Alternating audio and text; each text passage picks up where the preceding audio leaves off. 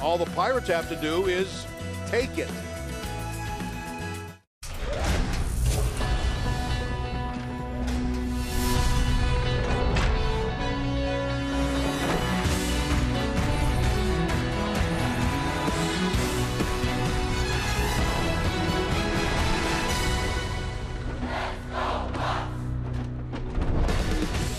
After a day off yesterday, the Pirates return to their home, PNC Park in Pittsburgh. It is the first of a three-game series between the Pittsburgh Pirates and the San Diego Padres. The first and only trip the Friars will make into the Steel City. Greg Brown along with Steve Blass and Dan Potash. Glad you could be with us and glad that Chad Kuhl is back.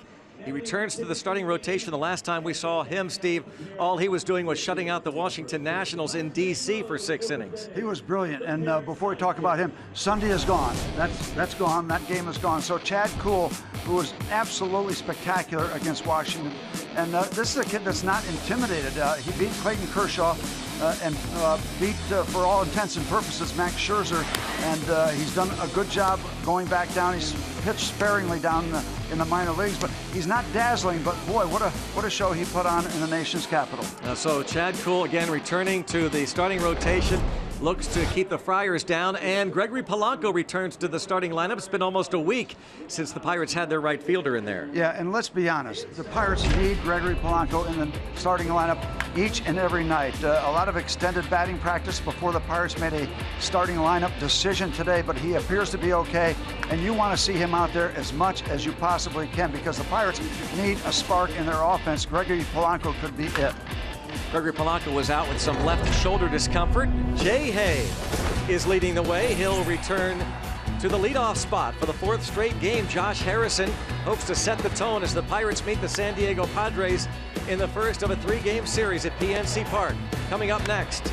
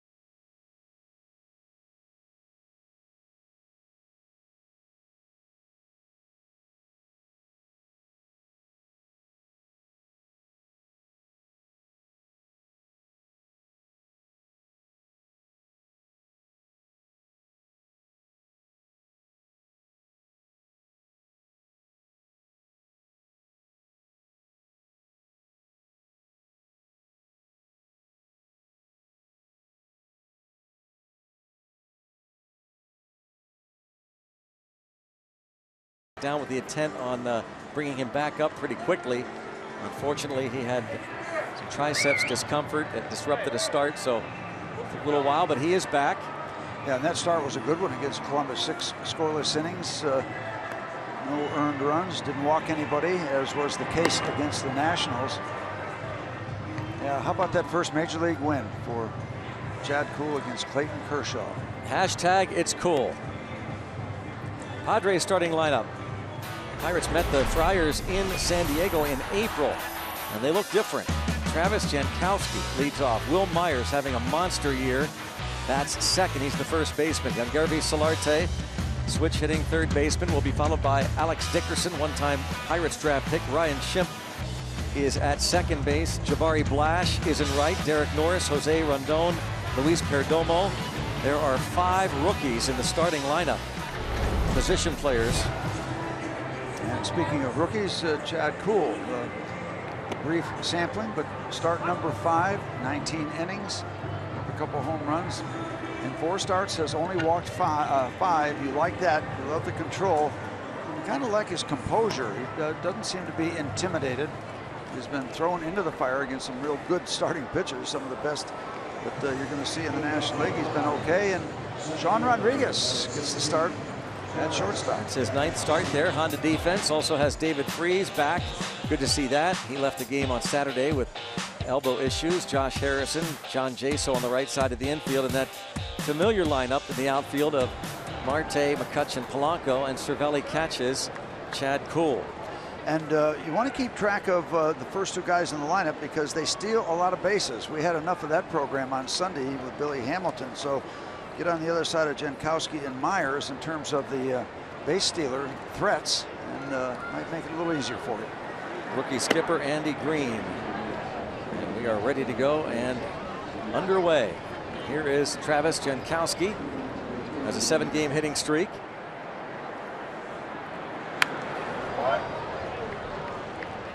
Ball and 1 strike. Andy Green, the skipper of these San Diego Padres, who come to town with a record of 48-63. His bench coach there to his right is Mark McGuire. They made some changes. Of course, the big trade was Matt Kemp dealt to the Atlanta Braves. And now Chad Kuhl falls behind Jankowski, a central Pennsylvania native, 2-1. Out in your neighborhood. Yep. And the other way, and a base hit for Jankowski. That's an 8-game hitting streak. And right away, we'll have to be aware of his speed with 24 steals. Just out of the reach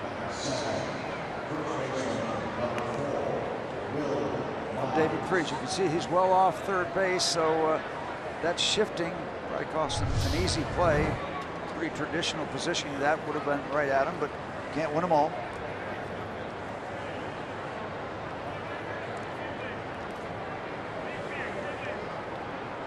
More speed here with Will Myers, along with the rest of his offensive package. This is the first time that Kuhl, by the way, and Cervelli have been matched up together. Kuhl's big league debut was with Chris Stewart behind the dish. Stewart caught as one of his games. Eric Fryer won, and Eric Kratz caught a couple.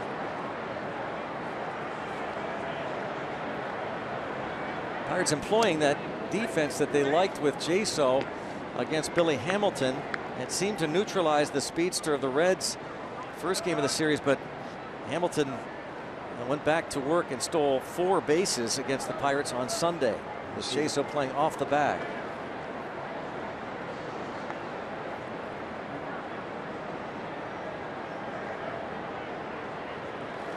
Pirates felt like it was giving, in Hamilton's case, kind of a different look. Clint Hurdle said he kind of drew it up in the dirt, looking for something different.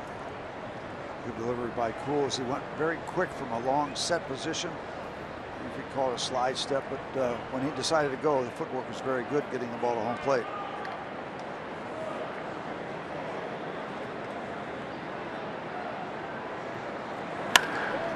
Hit hard at the shortstop. Rodriguez to Harrison to Jaso, double play. Sharply hit. The minute that Sean gets it, it becomes a comfortable 6-4-3. This is what you want from Chad Kuhl. Ball down, get those ground balls. Yep, not much you can do with that other than hit it on the ground. He hit it hard. Played right into the Pirates' hands.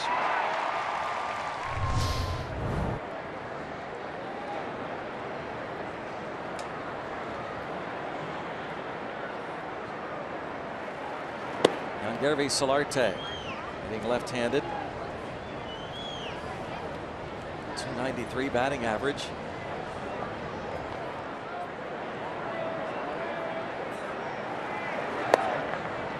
Nice backdoor breaking ball.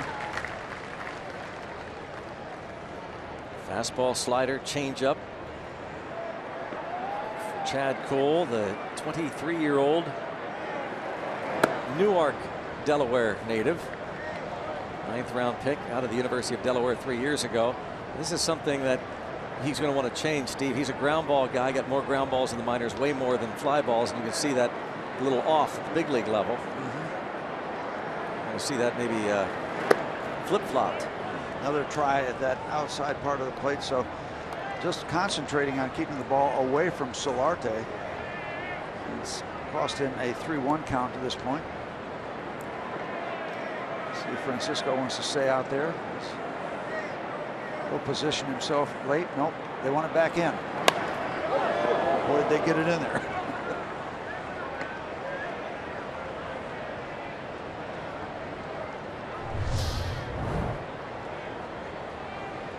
Nicely done. Pretty much all you could do on that delivery is pull it hard foul. And that's what he did. It's hard to push that ball back into fair territory. It's just this overpowering you in terms of dictating what your swing is going to be. Now control has been one of the real strong suits for Chad Kuhl early on. Don't see much of that sort of thing. We told you this is start number 5, and that is just walk number 6. And 4 of those walks came in his major league debut against the Dodgers June 26th. In 5 innings, he walked 4 Dodgers. And that's just his 2nd walk in his last 4 starts, including this one, of course. As Alex Dickerson goes the other way, out of play.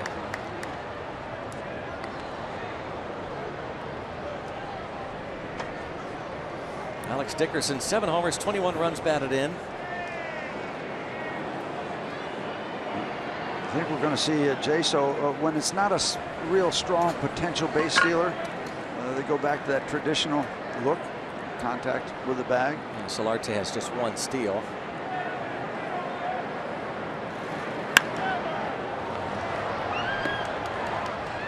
Oh, 0-2 on Dickerson, a 3rd round pick of the Pirates 5 years ago out of the University of Indiana. The Pirates traded him to the Padres November of 2013 for Jeff Decker.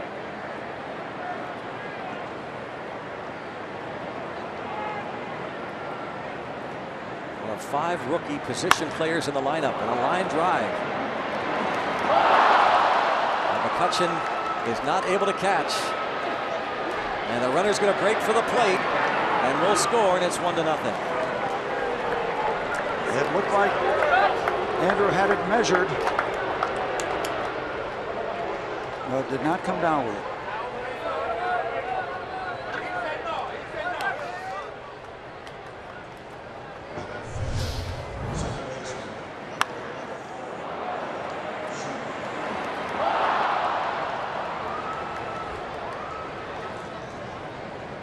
Looks like he's there, and then maybe an early jump. With 2 outs. They're running. I don't know what he's waiting for. Yeah, right. What was he stopping at second base for? 2 outs. So Ryan Schimpf. Dickerson gets a double on that play.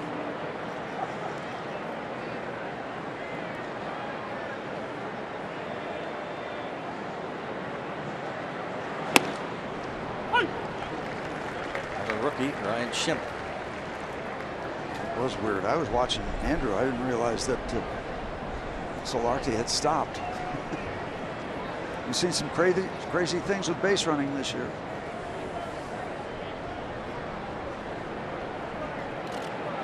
Not a lot of it good.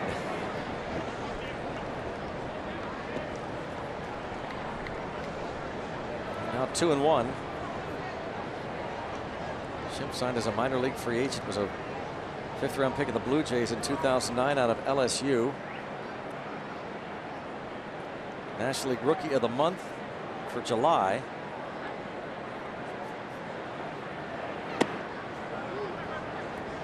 Now Cool falls behind him 3-1.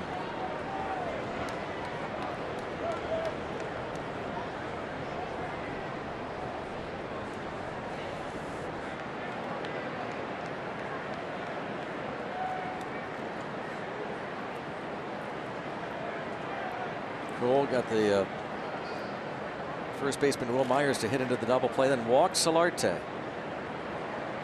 Dickerson lines one over McCutcheon's head. And another walk. 2 walks in the inning. Very unlike Chad Kuhl.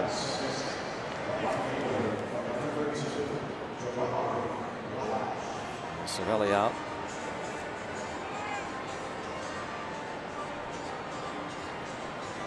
In Kuhl's big league debut against the Dodgers, he walked 2 in the first inning. Got out of it. Yasiel Puig grounded out. And again, he would walk 2 more the rest of that night. It was a Sunday night nationally televised game. Pirates would win it 4-3. Jabari Blash. And nobody has seen Kershaw since. Is that correct? Right. Did he start after that? I don't think so. Maybe 1 game. Maybe. So 30 games for Blash, another rookie. And in 30 games is hitting 178. From the Virgin Islands, St. Thomas, Jabari Blash.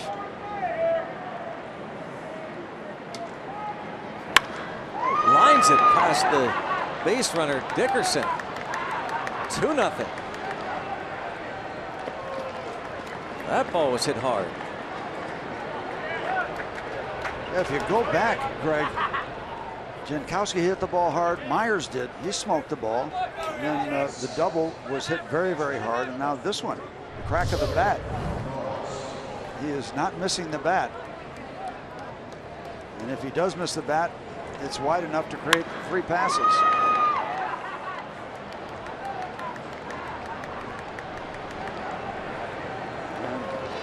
Early trip to the mound for Ray Searage. Jabari Blash, his 3rd run batted in.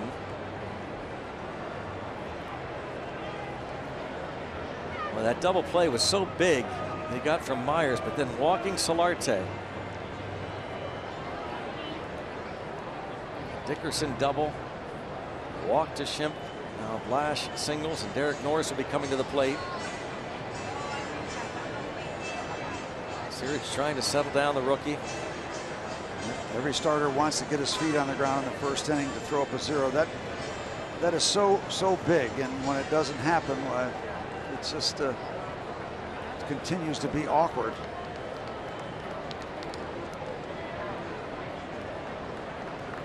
I hope this is not just part of that Padre hex they seem to have on the Pirates here in this ballpark.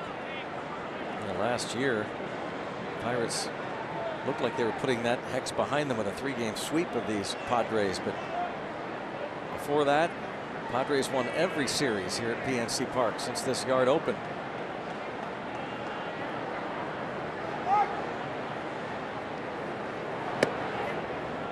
Ball 1 on Norris.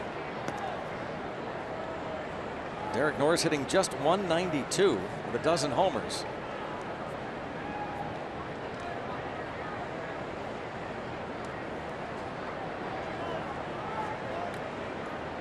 Pitch number 24 delivered by Chad.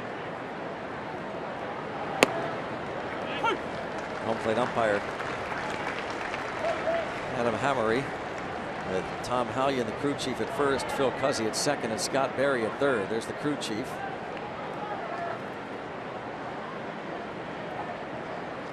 A lot of years on the job for Tom Hallion.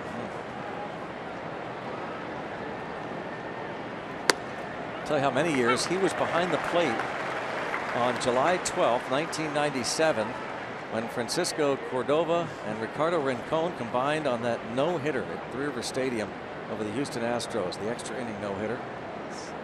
One we'll never forget. Mark Smith, part of that game. The home run that won it.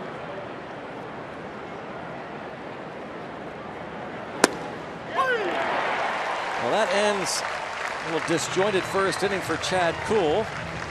Gives up a couple.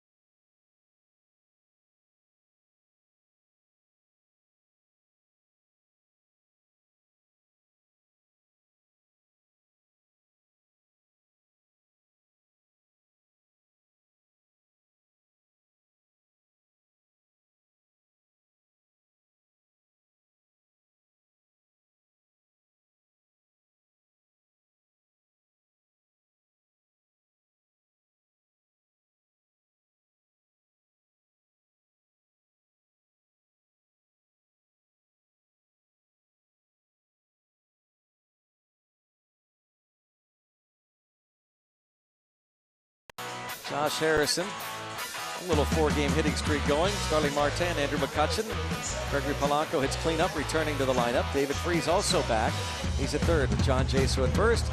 Francisco Cervelli does the catching. Sean Rodriguez gives Jordy Mercer this night off, and Chad Kuhl on the hill. They'll be working with one of those rookies that Greg was talking about, Luis Perdomo, 23-year-old rookie out of Santo Domingo in the Dominican Republic, 6'2", 185. Some partial seasons with the Cardinal organization in Colorado, coming over to San Diego. His numbers, and that ERA 6.77, believe it or not, has been coming down a little bit. It was really bad earlier, but they say he's been throwing much better. Power, kind of a sinker guy. Gets a lot of ground balls. 96, 97. That's hard for me to believe that is attached to a type of a pitch that's a sinking fastball. But with that kind of speed, you get that kind of movement. That's a tough combination. Slider and a change. Pirates just saw Perdomo 1 inning of relief in April. The Pirates were in San Diego. 12th start, 27th appearance. And a shot off the pitcher. He drops it initially, recovers, and gets Harrison. Well, he's very fortunate. Number one, that he's not hurt. Number two, that he didn't give up a hit. The ball hit him. Otherwise, it's in center field. Yep, that was a solid hit. That's why he just kind of stayed around the neighborhood out in front. He'll take a moment to collect himself after this. Grabbed at the ball a couple times, still had plenty of time. Now going to get a breather tying his shoelace. Yeah, any deflection other direction, you got a shot at having Josh at first base.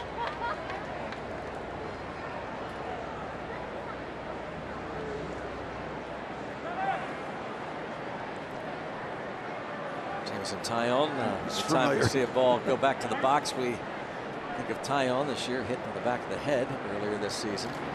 Marte shows bunt.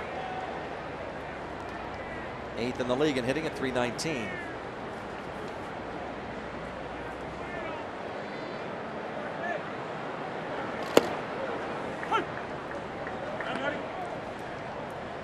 He has reached base safely in 13 straight.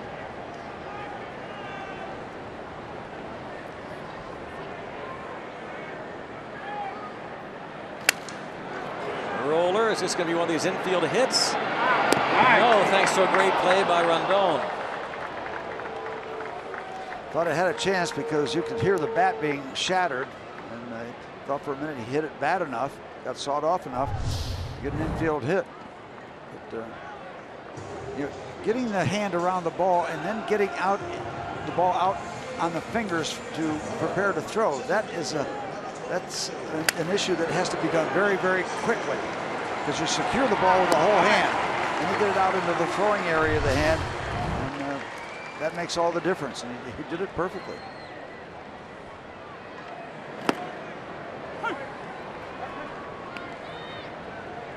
Broken bat roller to the shortstop. 2 ground ball outs for Perdomo. His ground ball rate, 57.7%, is the best of any National League starter. Minimum of 80 innings of work. That's how good he's been getting those ground balls. Perdomo, a Rule 5 pickup by the Rockies. And a lot of those bad numbers you see by his name, Greg, had to be compiled early on, because he comes into the game 89 innings, 129 hits. I mean, you combine that with 13 home runs, 8 wild pitches, so he has really gotten better and better. Split time, a good bit of time out of the bullpen, and now starting. Strike 3 call. So we have played 1, 2-0 San Diego.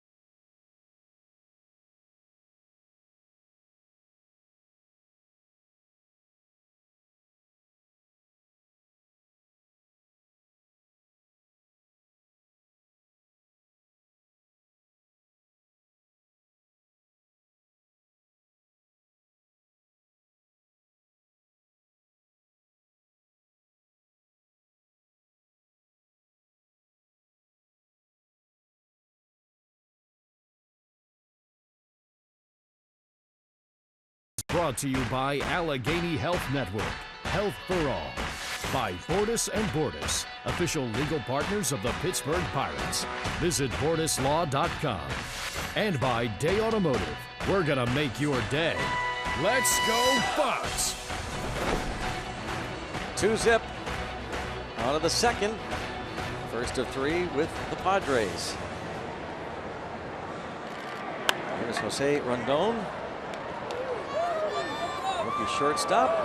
Enthusiastic bunch. Fans in the stands.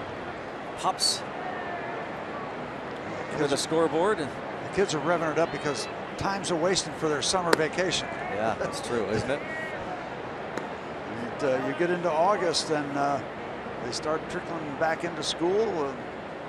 Maybe some already there. A lot of them for the last couple weeks of August. Ground ball. Harrison. Well done. Very smooth. 1 out. Retires Rondon to start this second inning. Chad Kuhl. Those games that he started to begin his big league career, the debut nationally televised against Clayton Kershaw of the Los Angeles Dodgers. In his second start, he was out in Oakland, went 6 innings, gave up a couple of runs against the A's. His third big league start was against John Lester and the Cubs, and his last start in Washington against Max Scherzer. So 3 of the 4 games, Kershaw, Lester, Scherzer, to begin his big league career. Steve, that's like what you went up against: Drysdale, Koufax, Gibson, Seaver. Yeah. Welcome to the big leagues, kid, huh? But yeah, he doesn't seem really outwardly phased by it. So you know, talking to Chris Stewart before the game about him. Ball hugs the line, freeze, 2 outs. It's kind of what Stewart said. He goes, I like his stuff. He got good fastball, good slider, good curve. So the physical stuff is tremendous, but it's his mental makeup that sets him apart from everybody else. He's a bulldog out there. Doesn't care who he's facing. He's going to give you the best he's got every pitch. Scouting report from Chris Stewart. As Garrett Cole and Jameson Taillon discussing. And Taillon's composure is good too. He doesn't seem to be overmatched, intimidated. So you like that kind of outward look, that they don't look like they're excited and antsy and all that stuff. It's always good. Now Travis Jankowski.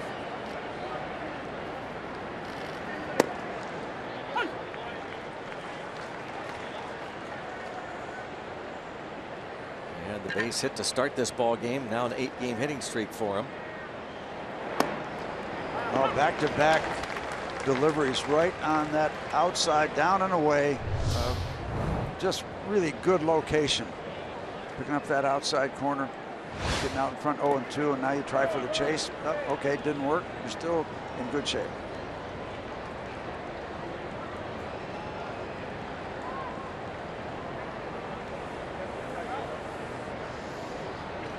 Doesn't waste any time. Let's get the sign. Let's throw the baseball. They want to go in. And they do. Big scare at the top of the second. In a hurry, retired in order.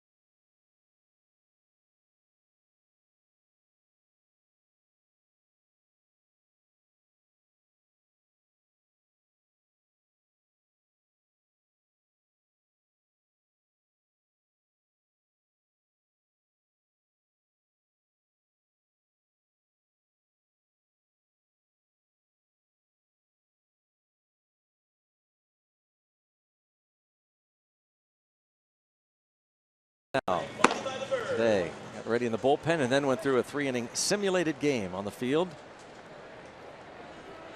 Chris Stewart caught him, looked really good. Neil Huntington said plan now is to go out on Sunday, throw 3 innings. I believe he said 65 pitches. Garrett Cole was out there with him the whole time. Tyler Glass now out there and anxious to get back, so he'll get a rehab on Sunday. Step forward for sure. This will be 4 innings and 65 pitches. Chris Stewart said he's going to go out Friday and start playing in Altoona for the Curve. With his rehab going. And now Gregory Polanco. His first start in 6 days. Got shoulder discomfort.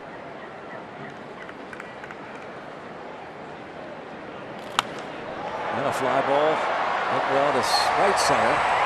And the center fielder Jankowski calls off Flash.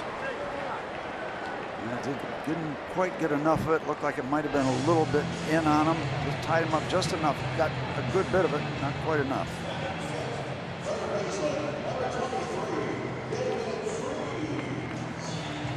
First time in Polanco's career starting a game batting fourth, by the way. That's certainly notable.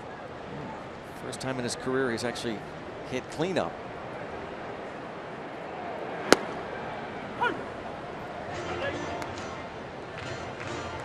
It's Tom Hallion, first base coach. David Freese clipped by a pitch against Homer Bailey in the third inning on Saturday and left that game. Had him on the elbow.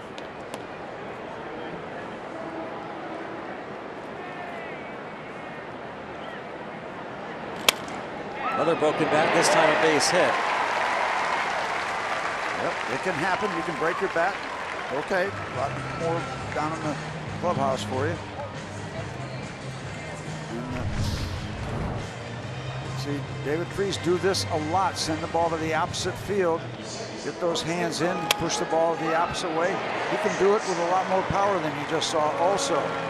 Does a good job of handling stuff away and also getting the hands in far enough to be successful to right field as he talks it over with Will Myers.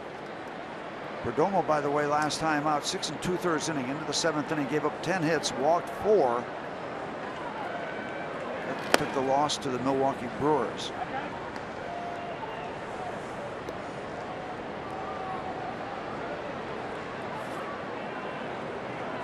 John Jaso snapped a note for 20 hitless string with a Saturday night double. He finds that inside corner to John. Goes Perdomo. Lefties hit only .212 this year against Luis Perdomo. Righties hit .345 against him. That's completely vicious upside split. down. You talked about the changeup this guy's throwing. Neutralizing the lefties. Roller to second. 1, no 2. As decided not to throw to first. Rondon just accepts that throw from Schimpf. And you'll never go hungry sitting in the Sugardale all-you-can-eat seats here at PNC Park. Eat unlimited hot dogs, burgers, soda, ice cream, and more. Tickets start at $45. Find out more at pirates.com/all-you-can-eat. Clint Hurdle has asked the umpiring crew to look and see if the shortstop Rondon actually hit the bag.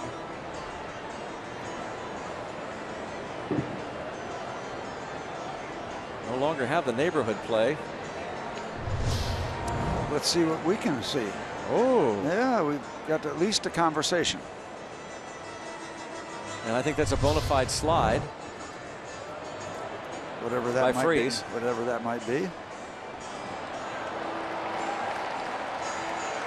So that is Phil Cuzzy, the second base umpire who made the call. And you wonder if maybe that determined why he didn't bother throwing the ball to first base. Well, there we see why. He didn't have a grip on the ball. Yep. Started to lose the grip. That's why Rondon decided not to throw it, but he wasn't on the bag. So crew chief Tom Hallion and Phil Cuzzy. And this call is overturned. So that's a big play. Runners at first and second. Huge.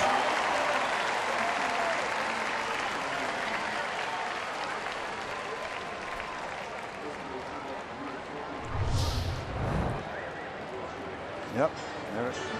No contact with the glove or the base. Allegheny Health Network super mode shot. All kind of issues, and then not getting a handle on the ball. He had all kind of problems out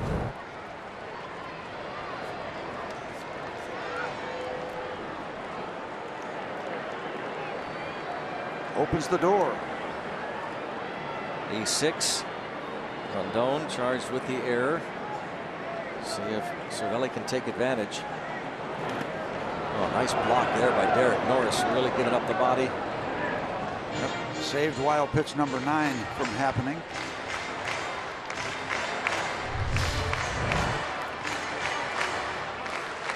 See the ball come straight up.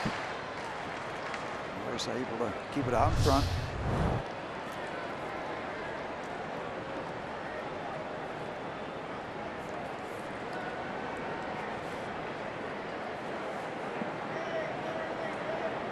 Perdomo is a Rule 5 pick, originally signed as a non-drafted free agent by the Cardinals, but the Rockies picked him up in the Rule 5 draft and then traded him to San Diego the same day.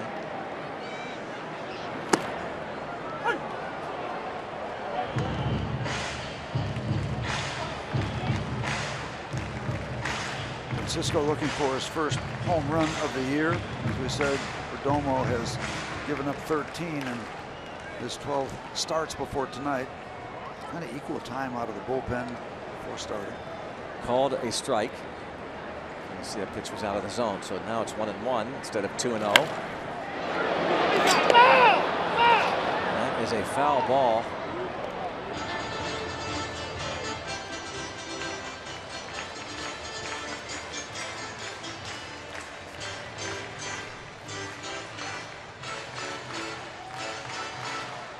Close to foul.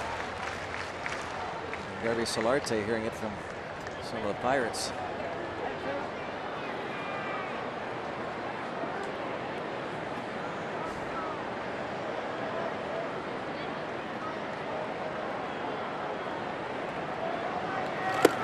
That sounded like it got him.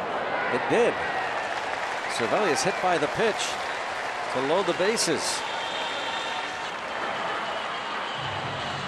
So a couple of really close plays here. The ball that's overturned, the ball that was nearly fair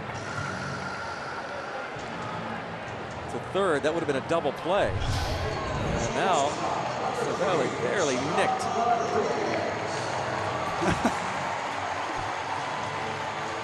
Well, listen. See if you can hear it. Didn't get him much of them. I didn't hear anything. Hear a little bit of a double click, and then you hear Cervelli moan a little bit.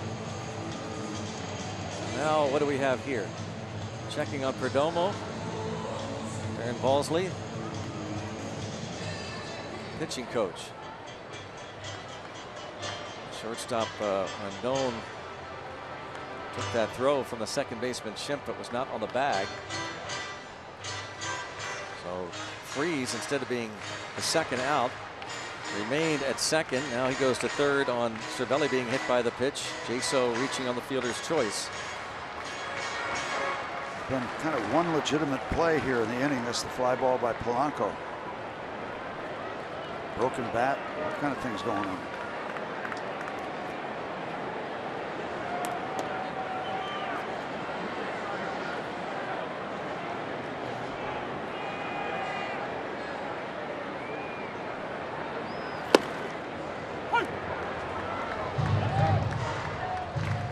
Strike one on Rodriguez. Well, you know one thing, Sean Rodriguez just relishes being in these kind of situations. He likes the action.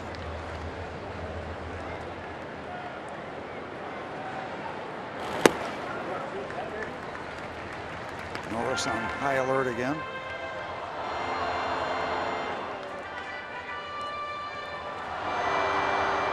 See his numbers, 2 for 11 this year in these bases loaded situations. No grand slams in his career. Broken bat again. A pop up. And just out of reach.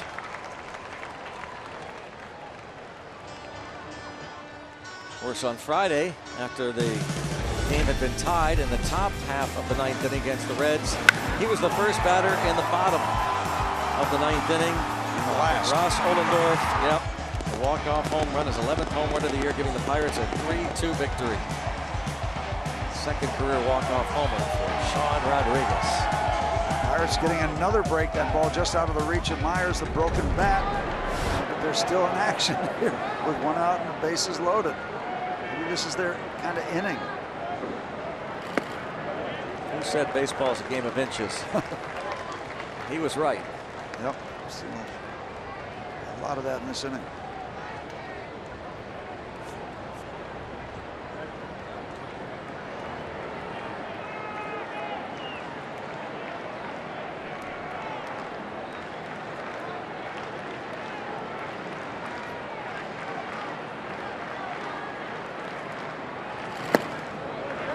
Now it is 3-2. These are tough takes, man. You got the bases loaded, the heat's on you, and Sean Rodriguez with a keen eye. In 90 innings, Perdomo has walked 28 batters unintentionally. Chad Kuhl, the pitcher, on deck. So this is the at-bat you want. This is the one you want to make count. Figures to get a good pitch here. He did, but fouls it back. 95-mile-an-hour fastballs, if they're not right center cut, there's not much time to make adjustments in terms of location. But he was able to get a piece on it.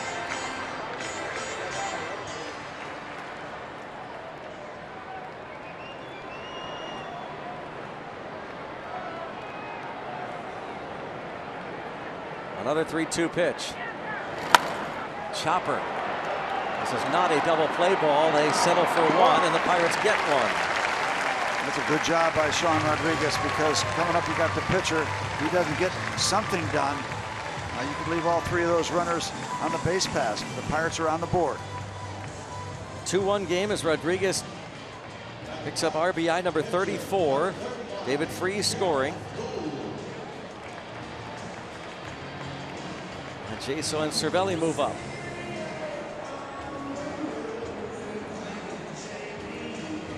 Your job, Chad Kuhl, is to find some way to shorten up, do what you can to put the ball in play and hope for the best. Good night for you to have 2 RBIs.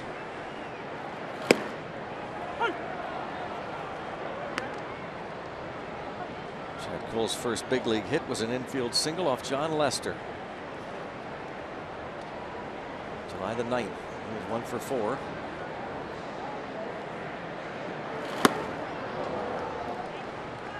Not looking promising. No, no, it's not. What do the kids say? It only takes one. Yep.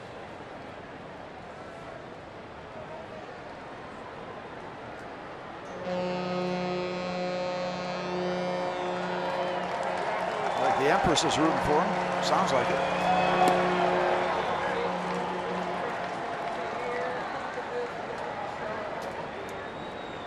One ball, 2 strikes. There. All those fans on the Gateway Clipper fleet. The Empress. Yep. Rooting for the Bucks. Perdomo strikes out Kuhl, but the Pirates do get one. Take advantage of the error and the challenge.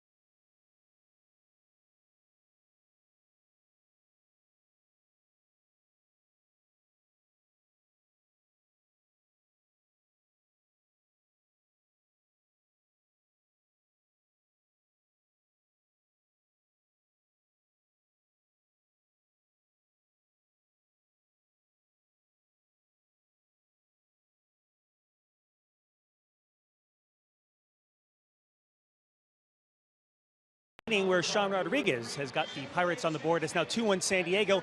And Sean Rod is actually our guest for Twitter Tuesday. First question, is your favorite instrument the bubble gum drum? Yeah, no doubt. No doubt. The big bucket, the big double bubble bucket.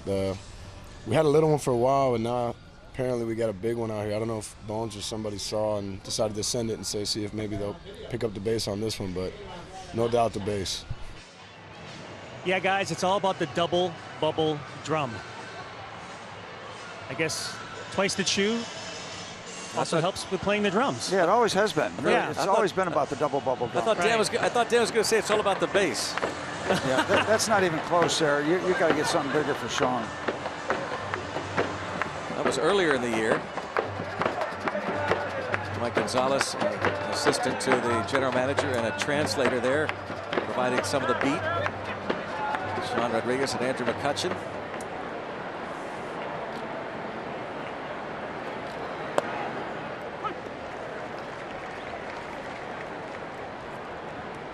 Myers hit the ball right to the shortstop. Sean Rodriguez into a double play.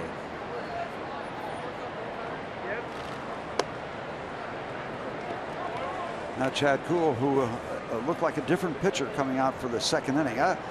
You never know about a youngster with a delay right in the middle of warming up on the bullpen. He's not going to use that for an excuse, but I don't know. He looked kind of out of sync in the first inning. Who knows? Sometimes a pitcher won't even know what causes good and bad or indifferent.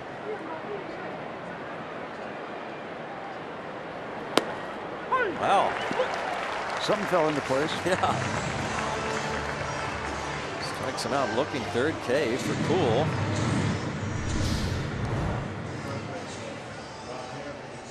Take a look at a perfecta. That is a perfecta. Yeah, why swing? You can't do much with it. You get a little flare to right field, but Myers knows that he has been had. Yangervis Solarte, he walked and scored in the first. He's working the edges now, working the corners.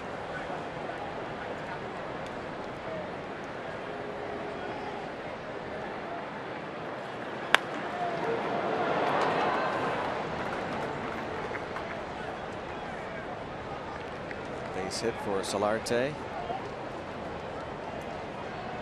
Chad Kuhl.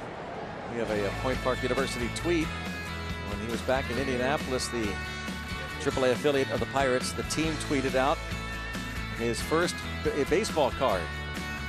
There's Chad Kuhl holding up that first Indianapolis Indians baseball card. It's always a big deal when you get your cards, You right? never forget your first bubblegum card. What year was your card first issued? Any idea? I had a rookie card, I guess, after 1964, after I was in big leagues for 1 year. And I promptly went back to the minor leagues. But you got your card. I got my card. Yep. Yeah, and I've got them all framed, too. I do. Do you really? That's great. Yeah. Well, you know, it's funny to travel with you guys, you and Bob and John, and so many fans come up and you get all the mail, baseball cards galore, and many people come up to you and say, have you ever seen this card? Oh, yeah, and I've seen them all. Yeah. I still get some. I haven't pitched in 45 years. I still get those cards. I get a couple a week. Isn't that wild? Yeah, and I sign every one of them. Yep. As does he. Careful, Bob. Careful. You're going backwards there. Don't get too comfy. Pop up. Rodriguez out to center. Oh, look at this. Man, that's a close play. Yep. You said earlier he loves the action. He does. That says it all right there. That's a... Yeah, and so many times you see that throw made when there's absolutely no chance. There was a chance there. The guy gets a little careless, turns his back, and thinks he's got it made back to first base. There's the catch. He's already kind of looking to first base. I mean, that's a fairly close play for a short pop-up. Wow, that is close. Yeah, and the thing is, with that runner going back to first base with his back toward Rodriguez, he might think that, okay, it's a casual throw, and if he doesn't hustle all the way back, that's a double play. Oh, Ryan Schimpf, who walked in the first. Solarte might have been leaning. Another look. This is how close it was. His foot is on the bag now. And not by much, but it is there. First base umpire Tom Hallion looking right over the whole scene there. Another great shot from the Allegheny Health Network Supermo, and from the entire crew, a big congratulations to Root Sports, the production crew nominated for another Mid-Atlantic Regional Emmy for a September game last year. Yeah, that's great. Congratulations. Yep, to everybody, all the men and women who work on these telecasts for Root Sports here in Pittsburgh. They do just an unbelievable job. And by the way, we have heard, Greg, that you have been nominated for an Emmy for your play-by-play work, and we kid about those kind of things sometimes, but congratulations. Nobody works harder and prepares more. That is just great news to hear from all of us. Thank you, all Steve. of us. That's very, very nice of you. Thank you. Congratulations. Thank you. Dan Potash also. I mean, we've talked about this a lot. I mean it very sincerely. Dan Potash nominated. I'm nominated. The crew's nominated because these guys and girls are so good at what they do. The men and women of this production crew. It's that desire to be good at what you do, that desire to excel no matter what you're doing. Yep. That's great, great news. By the way, you're buying the next round. Yeah, thank you. Yeah. Two and one on Schimpf.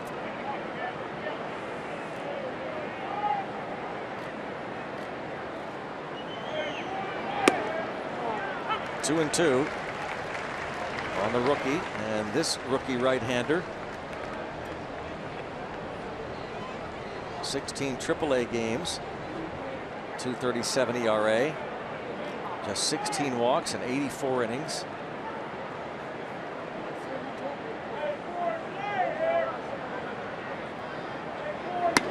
And we have heard so much, justifiably so, about Tyler Glasnow and Jamison Tyone. But don't leave this guy out of the conversation, because this is a transition year. The Pirates are trying to fold these young starters into a rotation that they can depend on, and it's not always painless. We certainly hope that as it emerges and evolves, it can be a rotation that we can live with and not have to massage and adjust as we go along. Chad Cole might have been under the radar for us, but he was on the radar for the Pirates for a while. There's a swing and a miss for another strikeout. He really does look like a different pitcher. 4 Ks for Cole.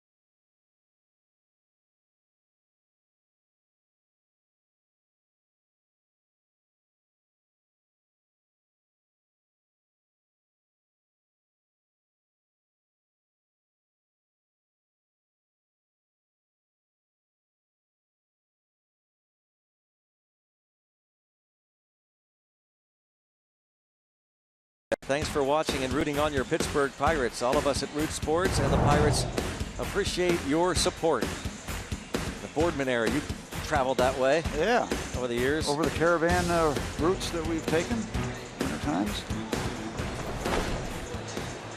We've done our best to nudge some people back toward the east, away from the Indians a little bit. Doesn't always work, but now when you sold for Jostens, did you go that way at all? I didn't go across the state line. Well, I've never been allowed to cross state lines. I understand. But no, I just went north of Pittsburgh, up as far as Meadville, Franklin, Oil City area. Steve doing work for Jostens, selling class rings after he retired from baseball. Yeah, that was before free agency, so we all got jobs very quickly for the most part. And then we did some selling for PR work and ambassador work for Frank Fuhrer and the Anheuser-Busch distributorship. And you also did had camps. Some camps for several years, right? Yeah, up at Kiski area prep, or not Kiski area, but Kiski Prep School, and down at Lindsley, where Mr. Nutting is a board member of the Lindsley School. Speaking of which, chance to hook up with an old friend, didn't you, yesterday? Yeah, ran into Reno DiOrio, former headmaster at Lindsley, and Perdomo coming inside and tying Josh up, and he'll finally depart. Yeah, Reno DiOrio, one of the real good people, worked under Jack Pigeon up at Kiski School. Came down to Lindsley to be headmaster, and he's one of those really fine individuals. So did a lot of things that were very important to our family. Helped us out a lot. Good man. Josh Harrison strikes out against Perdomo to start this bottom of the third. And he's very good pay when he loses at golf. Yes. So which is more important? Yeah. Dominican flag. The Dominican native Starling Marte, who's facing the native of Santo Domingo, the Dominican. Perdomo. Ball rides in on Marte. It's his signature movement. Two-seam fastball down into right-handers with a lot of heat. Whoa. Unless he wants to go upstairs. And that works too.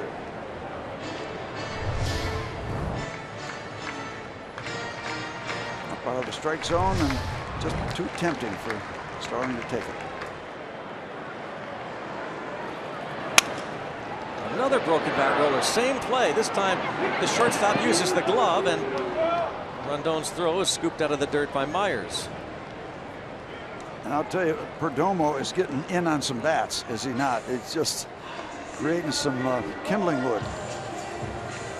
That was a scouting report we got from our good friend Mark Grant, the broadcaster for the Padres, that he would get in on the hands. And he has gotten in on the hands. A nice play on both ends with Myers making the scoop.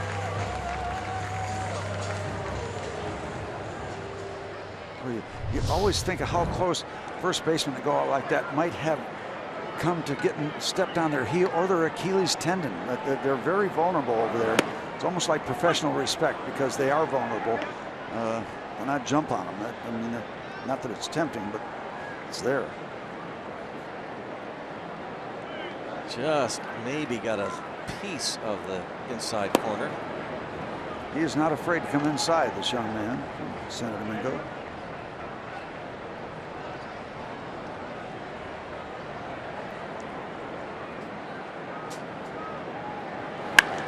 Hit hard and passed the shortstop. That shift, three infielders on the left side. A two-out single for McCutcheon. That one hittable, and Andrew didn't miss it. Put a good swing on it and hit it hard. If he doesn't hit it this hard, they still might have a play, but it's upstairs, right in that sweet spot.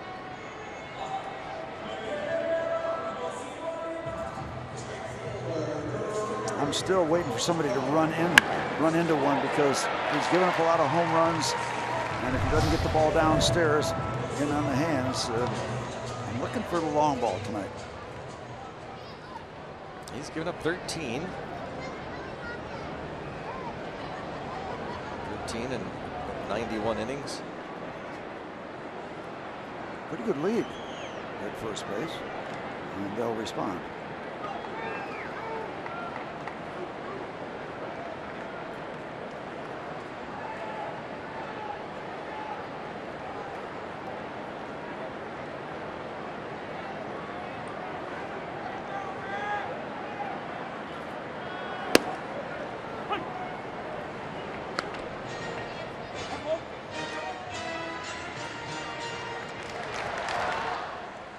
Pirates are going to need Polanco to be in the lineup every possible day. You need to have that bat in there.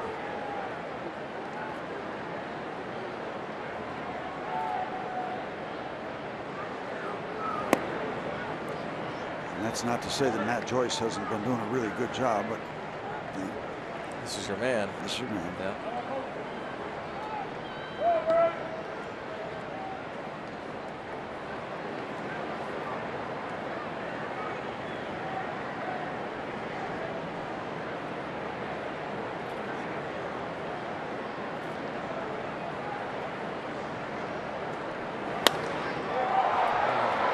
Center just missed, sending that one a long way.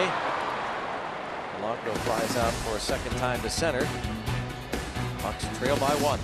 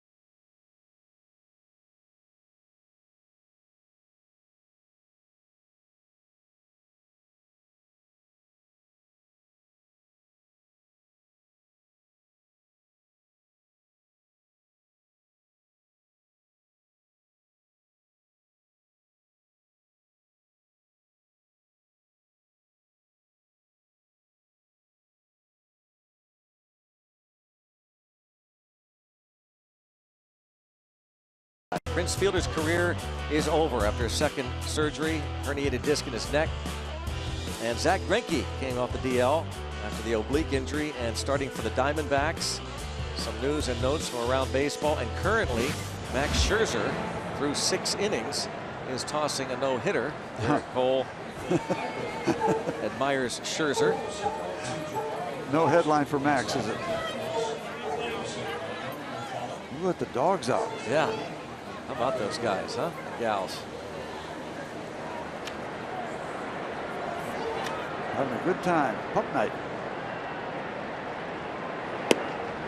Scherzer's no-hitter is into the 7th inning in Washington against the Cleveland Indians. It's a 0-0 ball game, by the way. Poole getting away with a high breaking ball and then throws a better one to even the count 1-1. A little indication of why things have gotten better. First inning, 2 of 7. First pitch strikes. That's only 28%. Second and third inning. What a stop. Well, what a stop. This play by Freese, robbing Jabari Blash. Really nice work going to his left. So now he's 8 for 8 now then in that department. He is 8 for 8. Last 8 hitters, first pitch strikes. 1 base hit, no walks. As you watch David Freese help his pitcher out, he does it in such a body under control, no urgency, no rush. And you see Poole, who loves that kind of defense. Pitcher's best friend. Yeah, the double plays best, but those kinds count a lot too. Another strike. It makes all the difference. You're throwing strikes, and you got to keep in mind this is a young man. I mean, he's bound to be nervous, maybe just a little excited in the first inning. Who knows? But anyway, he has settled into this ball game very nicely.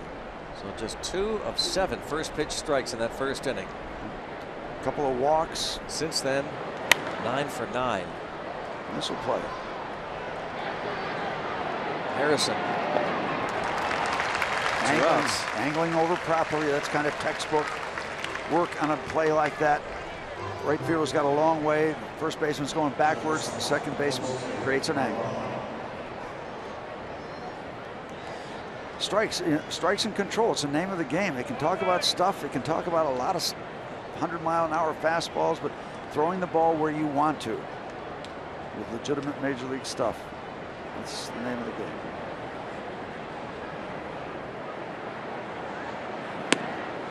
Another. Yep. We had a bunch of young kids out here this morning, and I asked them, what's the best pitch? And the guys, curveball, fastball. How about a strike? Oh, okay. But that other stuff is fun. Best pitch is a strike, especially the first pitch.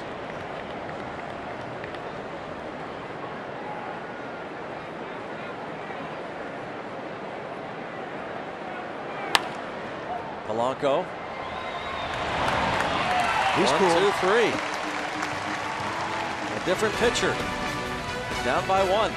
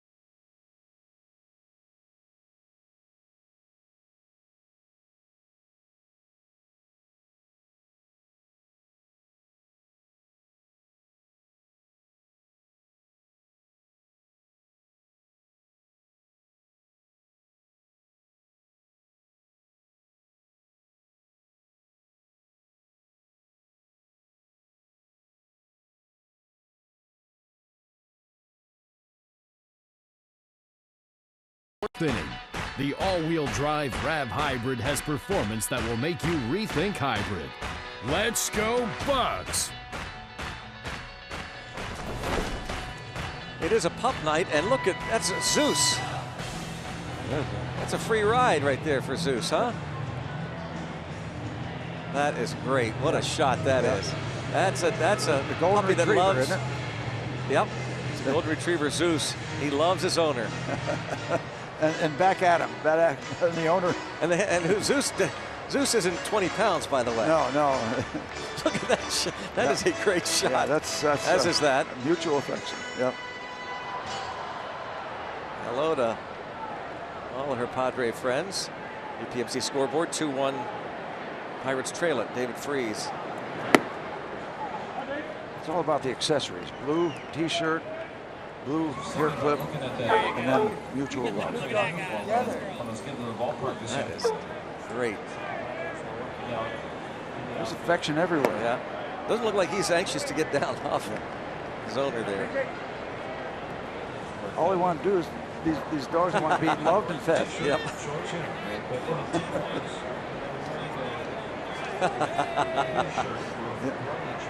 Now it's becoming a love him.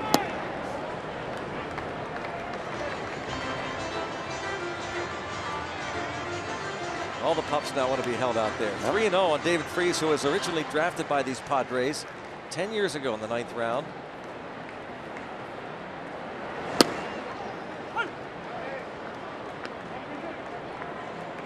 Well, we'll take another broken bat base hit here, if that's what it takes.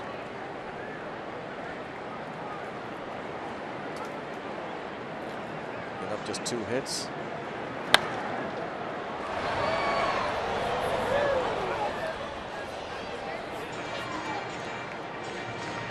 Chad Kuhl. What a difference an inning makes. Looking good. First inning really rough for him. 7 batters faced, 3 hits, 2 runs, walked a couple, but has been tremendous since.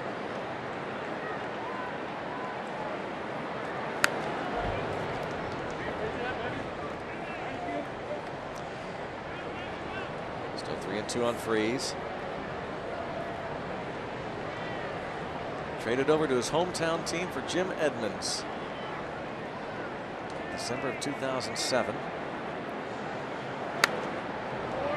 Oh, he's fighting them off. 7 pitches this at bat. A broken bat single that started the 2nd inning rally.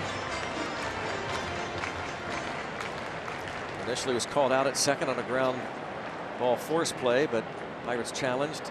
Call was overturned. Headed up the middle. And he is 2 for 2.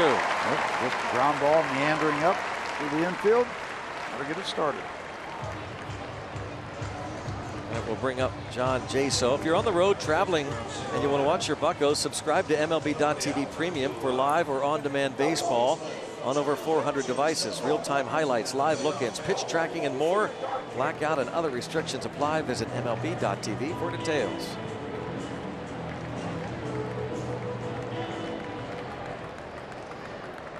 A little delay at the start. 35 minutes. Rain delay. Hot, humid here in the Berg. The Pirates taking on the Padres in the first of this 3-game series.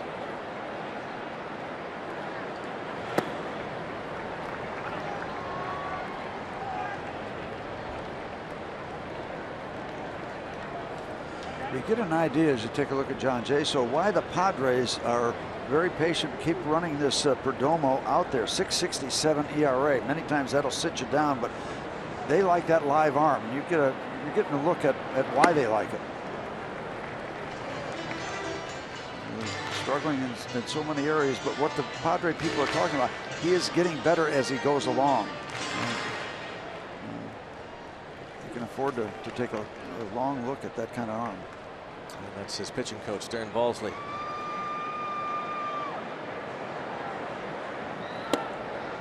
Not the biggest guy in the world, 6'2", 185 pounds. We've seen bigger.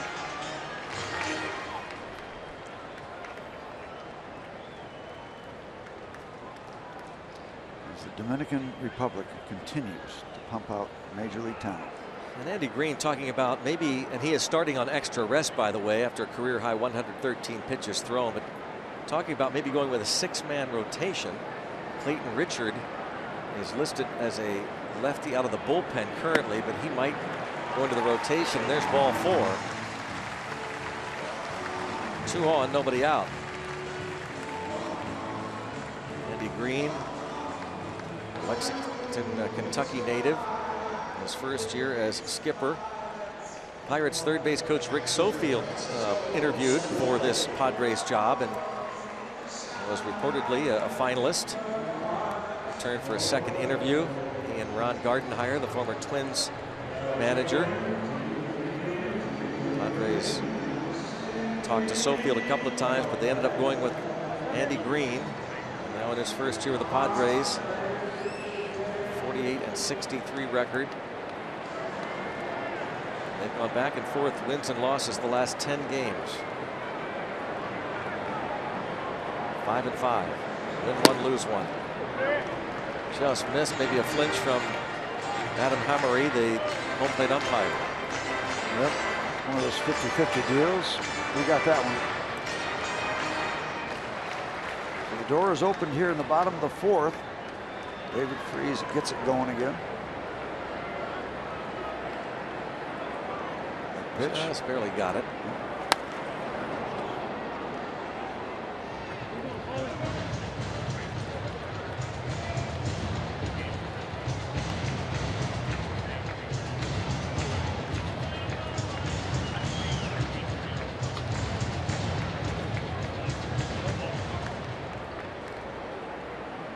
One ball, 1 strike on Cervelli.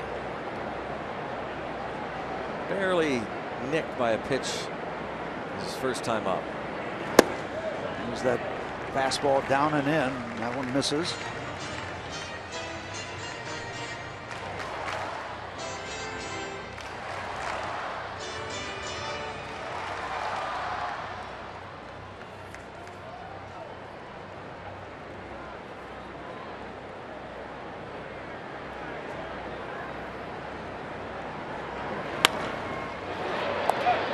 On the short hop. Well done by Solarte to make sure he didn't take that in-between hop. Yep, that was the key. Once he got that, it was over.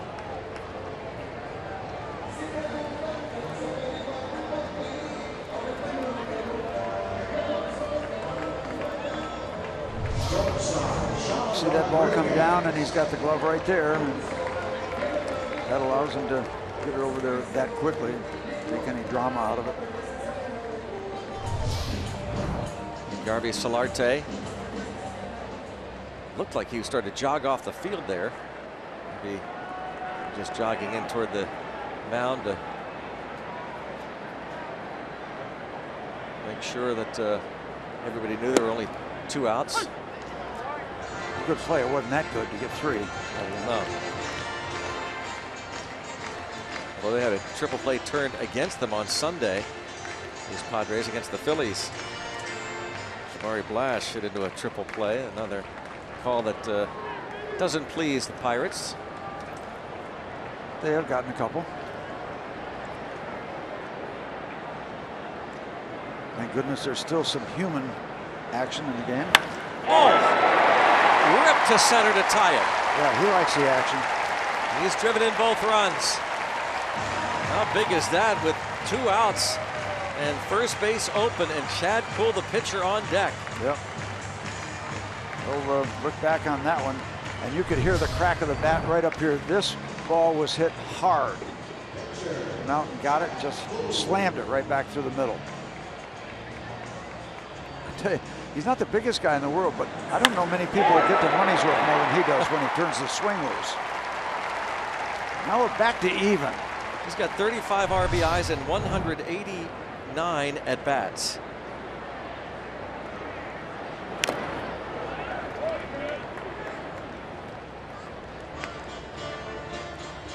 Yeah, you wonder, because the Chad Kuhl at bat in the 2nd inning was nothing to write home about. They gave it a shot, they took the risk, and they paid.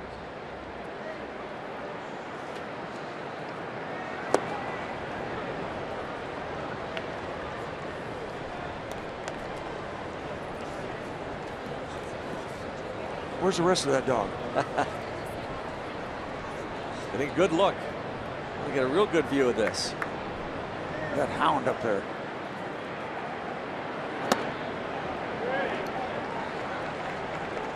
Two and one. He wears the number of one of my favorite Pirates, Bob Veal. Big left-hander for years. Hard throwing Bob Veal. Dave Parker also, right? Yep, that's right, the Cobra.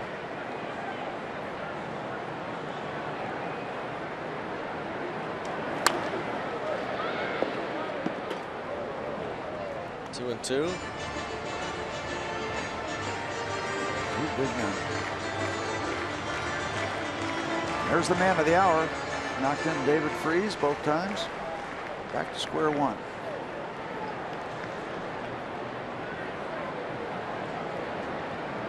Run into one, Chad. Have some fun. Oh, it just missed it. Just. But every pitch that you do that, in this day and age with the pitch count, yep. You at least are being productive. And maybe you're getting that guy out of the game just a little bit earlier, making him work. So 23 pitch 4th inning.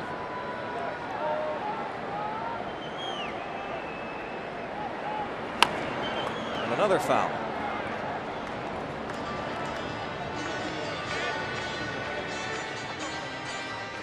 Chad Kuhl. It was just 2 out of 23 in his minor league career.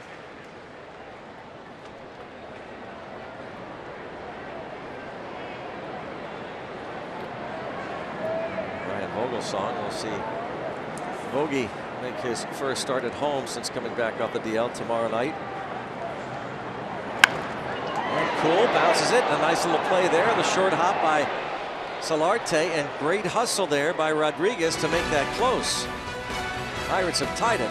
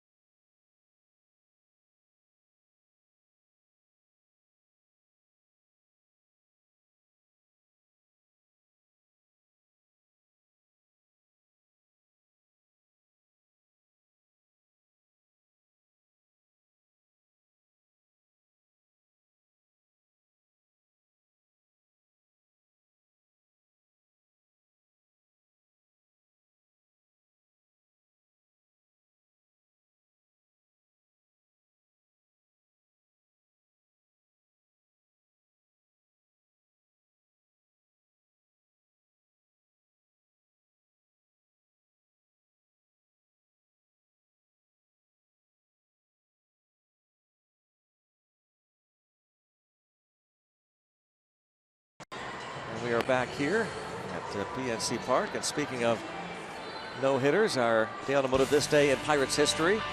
It was on this date in 1976. Can you believe that? 40 years ago. No-hitter for John Candelaria. First ever by a Pirate at Three River Stadium. August 9th, 1976. And the first Pirate at home in 69 years. And speaking of that, because it's the 40th anniversary of the Handyman's no-hitter, Pirates offering a special ticket offer to see the Pirates and Padres tomorrow and Thursday until 10 o'clock tonight. Get 2 corner box seats for only $40. Total of $40 for those 2 box seats. Go to pirates.com/candy for your tickets. Do that now. Go to pirates.com/candy. You have about an hour, so get it done now. Take advantage of that special ticket offer. See the Pirates battle the Padres tomorrow and Thursday afternoon. That's a 12:35 start here. 2 corner box seats for only $40 total. It's a pretty cool, a little variation on the traditional type hat. Cap. Yeah. Whoa, how about that? There was such movement there. I don't know that Cervelli got any glove on that, did he? I'm not sure that he did either. Whoever is out in front, 1 and 2, and wow, what did that hit? I don't think he got any glove on it. Maybe the thigh or no, nobody's sure. Batter, umpire, catcher. But here we go, 1 and 2.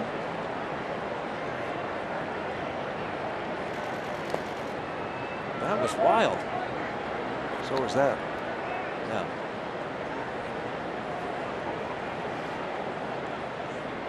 Two and 2 on the pitcher. You don't know if he got crossed up. He didn't go out and talk to him. But breaking ball, maybe, okay, didn't hurt that much. We'll continue.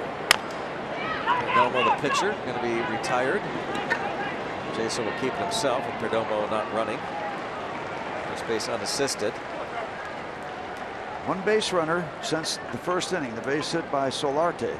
Other than that, Chad's been cool. Since you won't be on TV with us tomorrow, this date in Pirates history, 47 years ago tomorrow, Steve Blass wins Game 2 of a doubleheader at Jack Murphy Stadium. against Clay Kirby and the San Diego Padres. So the Pirates sweep the twin bill in San Diego. A doubleheader sweep. I hated to wait till the second game to pitch. Clemente and Jose Pagan homered in the nightcap to help you beat the Padres. Pagan also homered in game 1. But what year was this? That was 1969. Okay, that first year of their expansion? Yeah. Yeah. So they were very vulnerable. But so it was good to pitch against those expansion teams their first year.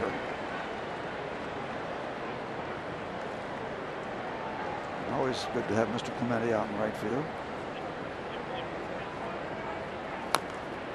You were in 12 career starts against the Padres. You had 5 complete games against them. Yeah, but how many did we win? That's the big thing. A lot of them. Okay. Leave it at that. And you had a career ERA against the Padres of 2.63. And they had some boppers, even though they struggled early in their history. Nate Colbert was on that list.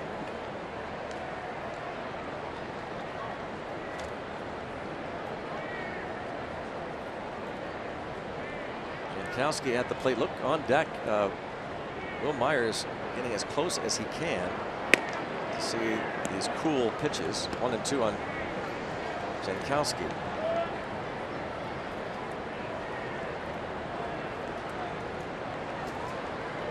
You see that very often.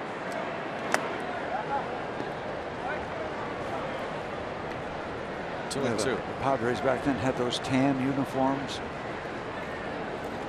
Mustard look. Yeah, and then the Expos came into the league. That you wanted to catch those guys before they figured things out roster-wise. Not that it was easy pickings, but you didn't mind working against them early on. Jankowski fouls it out of play. Also on this very day in 1972, you were hooked up with Steve Carlton and the Phillies. Carlton wins the game. You both go the distance. He hit the home run? He did. Yeah, I remember. Was the it other 3-2 or 2-1? 2-0. And the other run you gave up was unearned. So the only earned run was the Carlton homer. The game was played at Three River Stadium in 1 hour and 48 minutes. Glass versus Carlton on this day in 1972. You always remember a pitcher that takes you deep, but you remember specifically in that kind of a ball game. That's when you're dealing. That's when it's fun. And after a great string of at bats for Cool, he walks Travis Jankowski with 1 out in the 5th.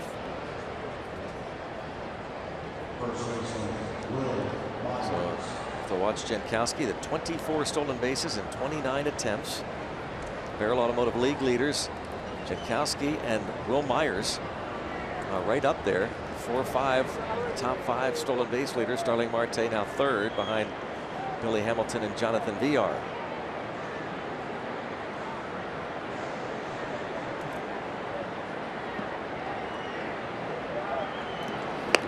Again, the Pirates do this newfangled defense for Jaso. They tried it against Billy Hamilton off the bag.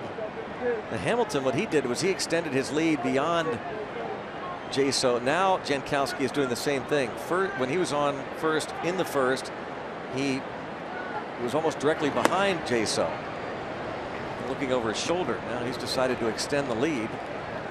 So at least it did get his attention first time, and now he is readjusted. And that's the whole theme of big league baseball. They adjust to do something to you, and you adjust back. Pitchers and catchers, runners and defenders.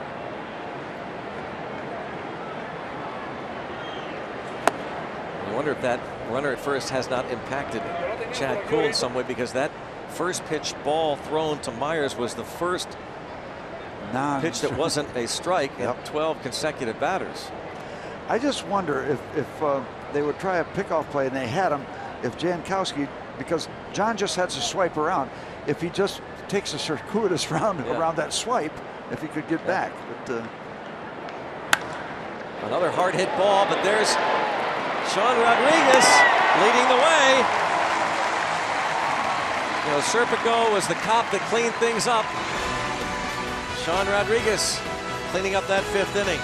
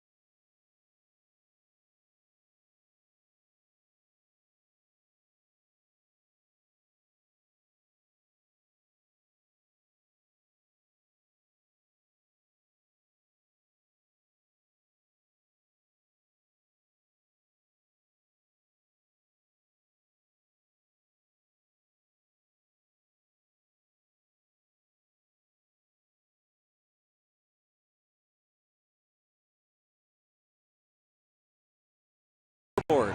Best dressed right there, I'll tell you that. Josh Harrison will lead things off. And the really good play by Rodriguez is followed by a good play by Josh because he had to reach down. They like to get the pivot about chest high, but he had to go down and get it. You got spikes coming at you, you got a body coming at you, but he stays down there, and then a nice delivery over to first base. Boy, nice 6-4-3. Why wouldn't you like that play, Chad?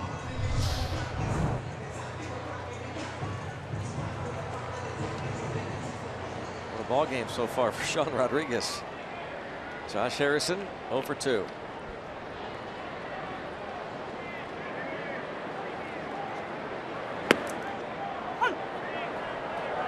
We were talking earlier about Chad Kuhl needing to reverse those numbers. The big league level needs to get more ground balls than fly balls. Well, he certainly has done that tonight. 8 ground ball outs, 3 fly ball outs. 0-2 on J-Hay. There it is. Confirmation.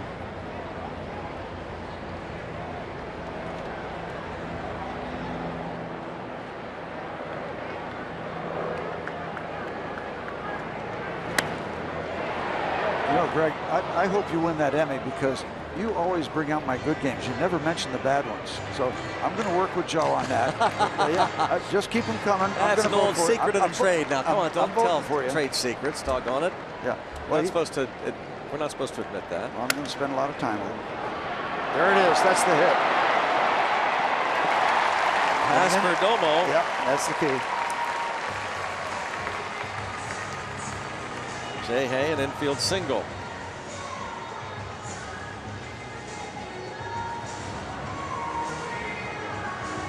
Chris Stewart liked it. How many bats have been broken? How many times have these hitters been sawed off? But there's Perdomo trying to get his body reversed after that follow through to first base a little bit, not getting back there, but you could see how far inside that ball is on the hands.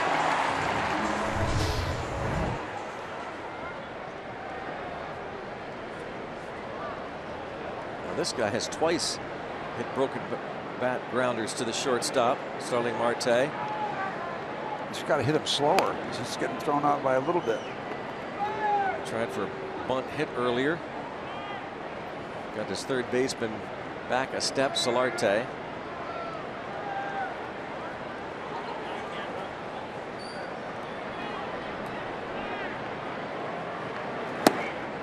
Harrison looked like he wanted to run and shut it down.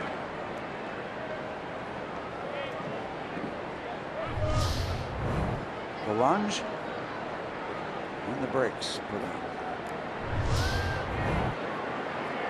It's that gut feel when to go, and maybe that gut feel when you decide to go, but it's not the right time. You are able to shut it down. It's not easy to shut it down. There he goes, taken for a ball, and now he slips. And so he's caught between first and second, and he is thrown out.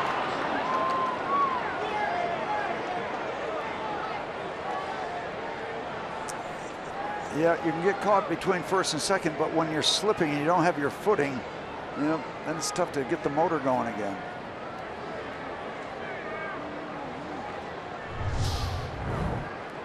There he is, and there's the stop, and yeah, once you go down, it's going to be tough. You see him he could not get his momentum going with that first couple steps. He felt like he was losing his balance, so he decides to shut it down. And he also, on his way off the field, said, you might want to just check. Well, he might be safe. Yep, he took that hand away. Yeah, Clint Hurdle's going to challenge this. I mean, you never know with Harrison. See him take the mid away. I mean, I think he's safe. He is the master. Oh yeah, he's demonstrated. That's exactly what I did. I gave him that hand and then took it away. Swing move. Great move. Great camera work again. Talked about that earlier with our crew here. No place gets better shots in baseball than right here, PNC Park. And not many people have that much body control. No. Josh Harrison has. Sleight of hand, Josh Harrison. it's never automatic when he gets in those situations. You think he's dead to rights, and there it doesn't look so much like that. Fans are seeing it and loving it.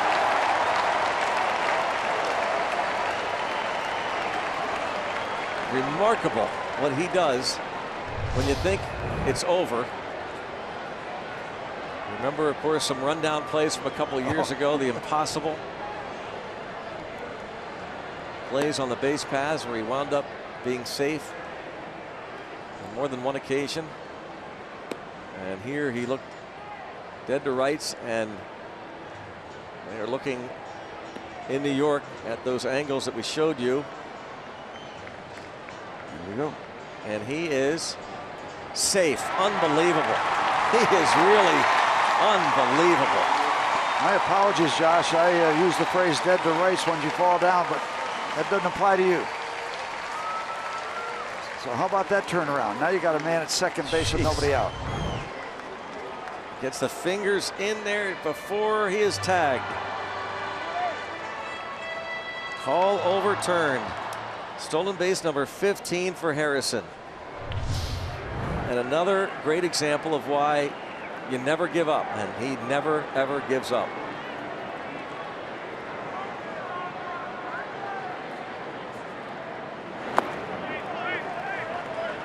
You know, I'd love to score 15 runs, but I would love to win this ball game 3-2 with him scoring right now and have that be a final score. Wouldn't that be terrific? Yep. It really would be. He'd love it. How about a Marte Parte here? Or just even a ground ball to the right side of the infield to move him to third. Hard hit at the shortstop. He's going to have to try somebody else. 3 times. That one hit hard, but at Rendon, so no chance for Harrison to move. Brings up Andrew McCutchen. Already tweets coming in at Josh Harrison, Point Park University tweets. There's literally no stopping Jay Hay stealing bases. Carmen says Jay Hay's unreal for that. Greg, how does Jay Hay do this? Nicholas, Jay Hay is the master of base running. How does he do it, Steve? Hard to argue that. That body control and that instinct of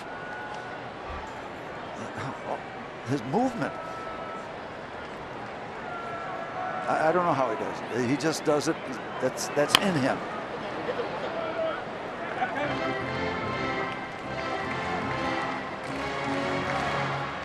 Has to be the hardest man in baseball to tag out.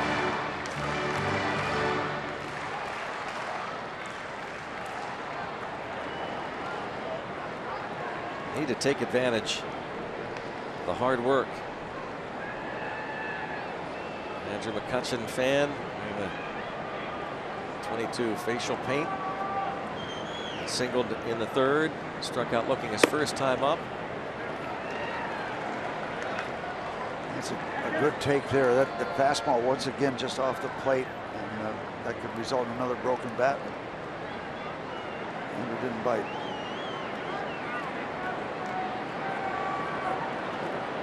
1 ball, 1 strike.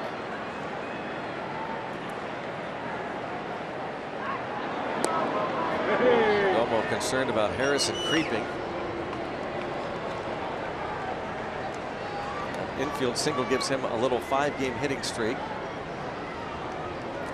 Mr. Perdomo, maybe he's not through with you yet. He's going to try to bother you some more.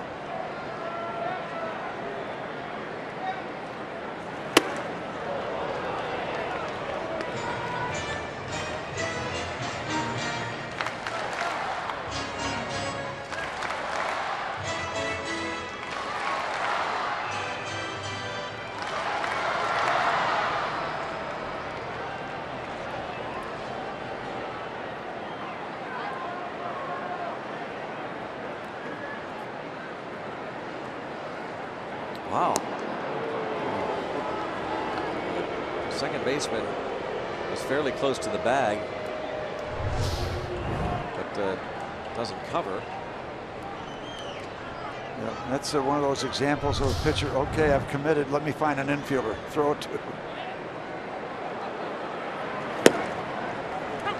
You know, you never know what kind of pitching you're going to get on a given night. And a couple youngsters, Perdomo, you look at the obvious numbers, and you don't know that he's been doing better lately, and you don't know what you're going to get from Cool. We've seen a lot of good pitching tonight, and it's in the 5th inning. It could all go away, but these 2 young right-handers have been holding their own. He's fired up at second base. I'm talking about our number 5, Mr. Harrison.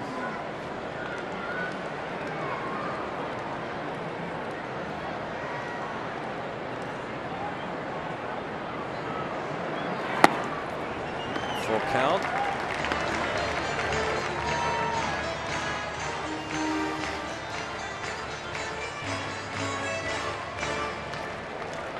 Polanco has flied out twice to center. He's on deck. Padres scored 2 in the first. Pirates got 1 unearned run in the second. They tie it in the 4th. The RBI single by Rodriguez. Trying to take the lead here.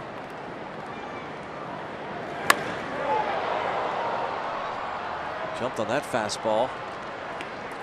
Looking for fastball, got it, and just a little quick, but still the location very good. Might have been ball 4.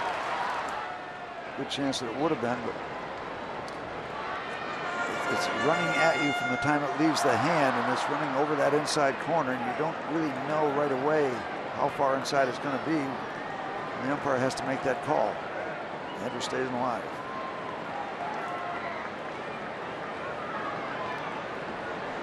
Again.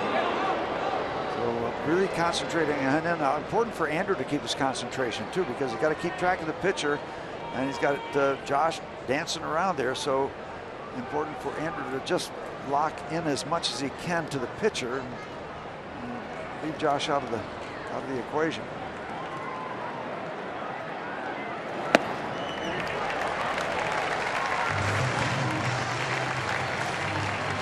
Ball 4. Good at bat there for McCutchen, and now Perdomo faces Polanco, who really has just missed, sending the ball a long way, both of his at bats. Andy Green, I wonder if he's going to get that bullpen up or not. Again, Perdomo working on extra rest after throwing career high 113 pitches 7 days ago against Milwaukee. And going to be throwing number 86 here, and he's working with just 1 out in the 5th inning. So the tide's rising in terms of pitch count.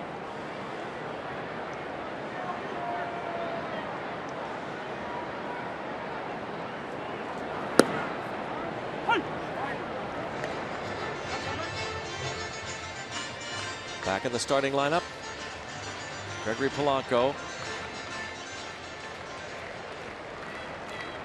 Last 7 games here, hitting at a 400 clip at PNC Park.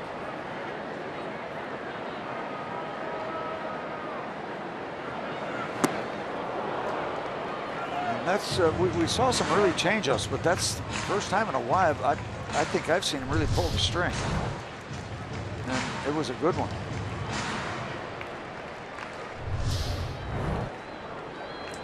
Again, lefties hitting just .212 against him. You see what he's done tonight. Mostly fastballs. The vast majority. There's a fly ball deep. Right center field. Cleared on deck. Cannonball coming for El Cafe. Back in the lineup.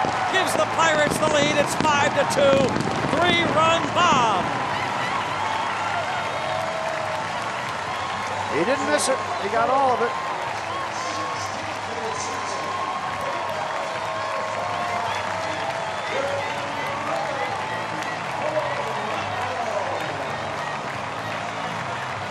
High fives as Polanco's 16th home run, first this year, coming on an 0-2 pitch.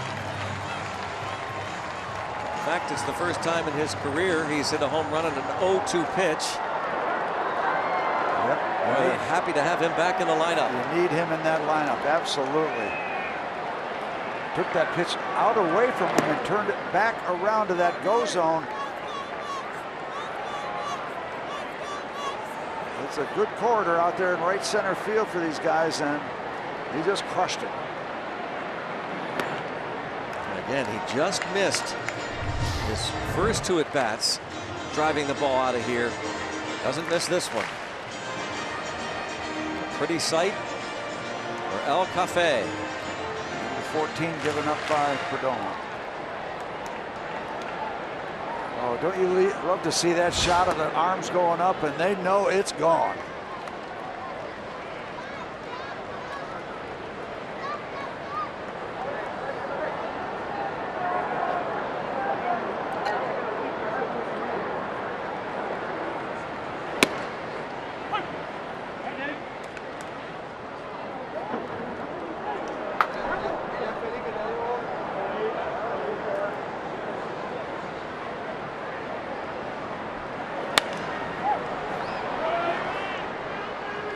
On freeze. Gregory Polanco launches this one. You see that ball running out away from him, turned it right back around and got all of it. Oh, what a shot that is. And up the middle. 3 singles for Freeze. When you go back and put this inning together, Josh Harrison stays alive, worries Perdomo a walk. He's a big part of that scenario that introduced Polanco to the long ball. All kinds of angles. This home run, the back row. Down the right center field fence, the fireworks follow. And now the pitching coach out and the bullpen stirs. Polanco now with 16 homers. That gives him 59 RBIs on the season. Team leader in both departments.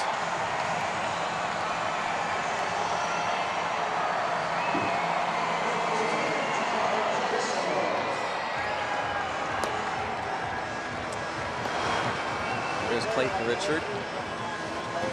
And wouldn't you love to see the Pirates turn it on and have themselves a real big offensive day to really get further away from last Sunday? I mean, that ball game is gone. But boy, you just love to clear the air and just burn out the carbon. Well, that's a fair ball.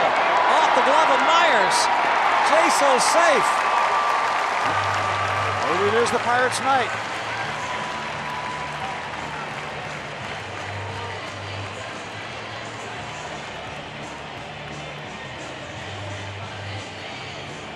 Just fair off of Myers' glove. Kicks it. That's a double play if he fields it. Steps on the bag, he then turns and throws to get Freeze.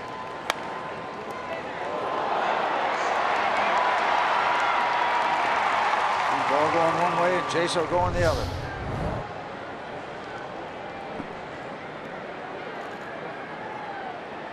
They give Jaso a base hit.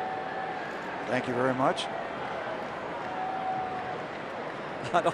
You know, how many times you say, well, he Jason will certainly take that, but yeah, he flat out kicked it. Now there's a wild pitch now, second and third. Now the gates have opened. And that's number 9. So we talked about the home runs, we talked about the wild pitches, and now all of a sudden, in the 5th inning, we're seeing it. That ball kind of bounced off the front of home plate and took its own bounce, and not much chance for Norris. The old definition of a WP, wild pitch. Yeah, capital W, capital P, really. Yep. There are wild pitches and then there are wild pitches. Yeah. Now, infield in all the way around. Cervelli, plenty deep, toward the fence, and off the top of the wall. That will score 1, and here comes Jaso. He stumbles around third. He is going to be out at the plate. Rounding third, he was starting to stumble around the bag. Cervelli gets credit for the RBI off the wall in right center. And for the naked eye, that didn't look like it was too much short of being another home run in this inning. A long, long flight off the bat of Cervelli.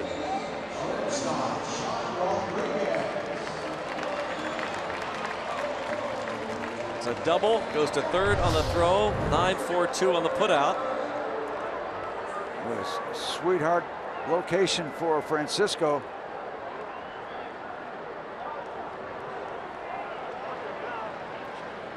Gets whacked. Looked like Norris's elbow came down and inadvertently stuns Jaso, who's had, of course, concussion issues in the past as a catcher. Already that eye swelling up.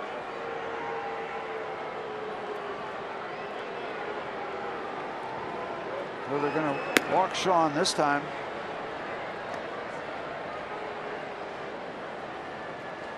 Face cool with 2 outs.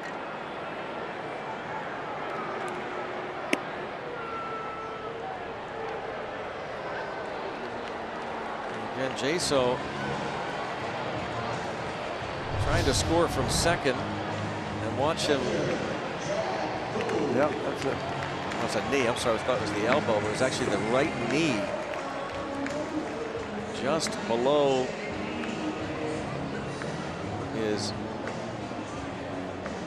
left eye, and whacked.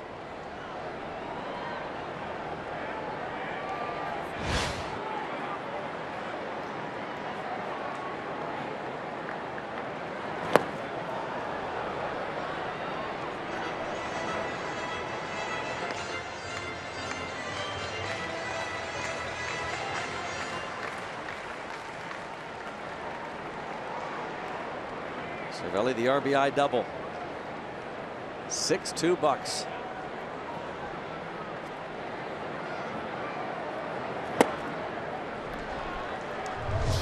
This didn't miss by much, and then the Padres got a good bounce. Yeah, right by the high mark sign. So yeah, 3 or 4 feet, but then the bounce is playable, but then dropped.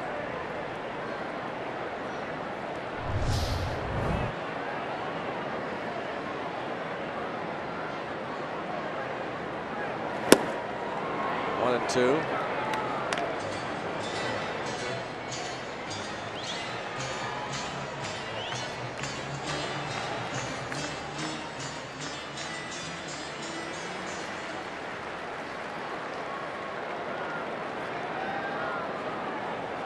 One ball, 2 strikes. And bounce to the shortstop.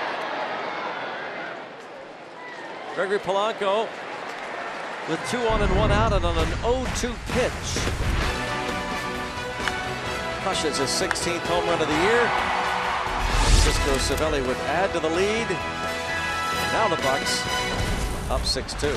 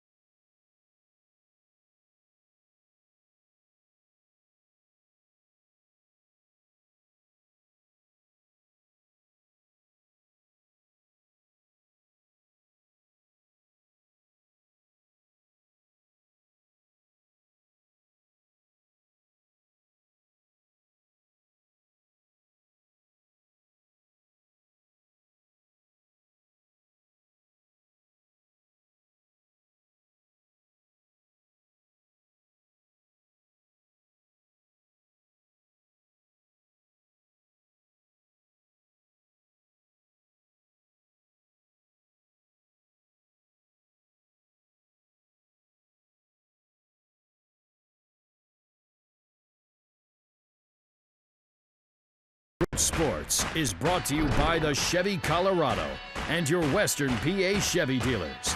And by Barrel. With express service, you're in and out in no time. Visit barrelservice.com to find the location near you. Let's go Bucks! Jaso, and you see that left eye. Yeah, right at that orbit bone, there's no protection, so you're going to get a lump real quick. Good look at the dugout, sliding in, and then met the knee of the catcher, Norris.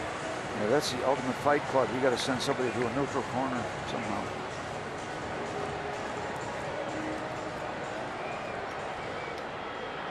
Well, the Pirates trailed early, they caught up, and now they're up 4. And Vogelsong, that's nothing to him. Yeah. A little knee to the eye.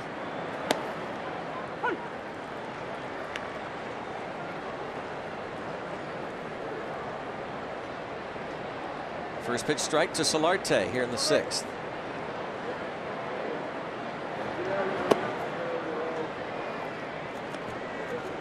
He has reached base twice against Cool with a walk in the 1st, single in the 3rd. He scored on an Alex Dickerson double in that 1st inning. And lines it into left.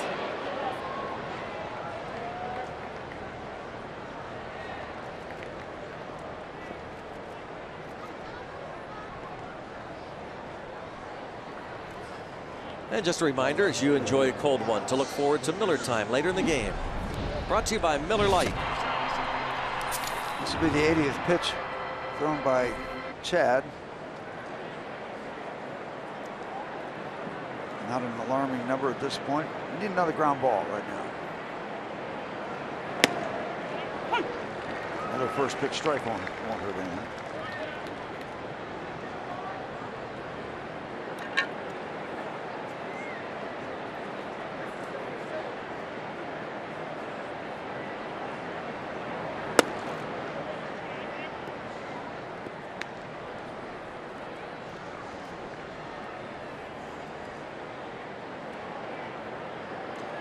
Chad Kuhl. He's gone 6 innings twice.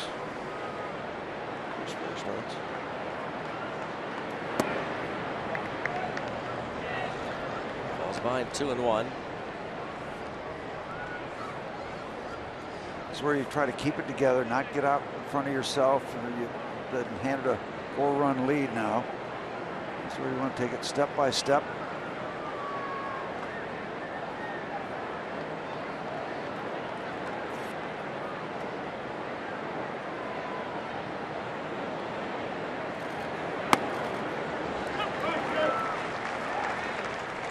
Pitch right on the corner.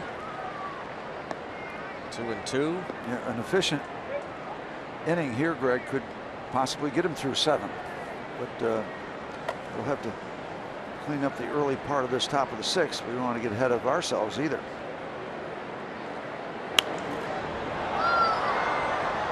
Dickerson chased. Pitch well out of the zone. Certainly deserves a thank you.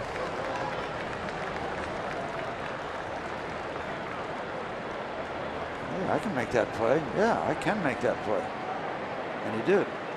Telling everybody about how he did it. Yeah, he's doing his own instant replay. Yeah. How I reached up and brought it in.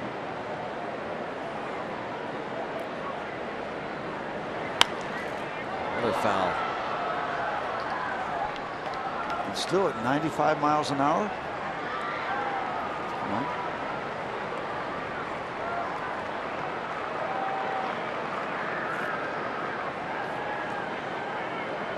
Dickerson has only walked 5 times in 104 at-bats. Trying to saw him off inside and no sale. Won't chase that time upstairs. 3-2. Ryan Schimpf, who won the Rookie of the Month in July with a bunch of home runs, is on deck.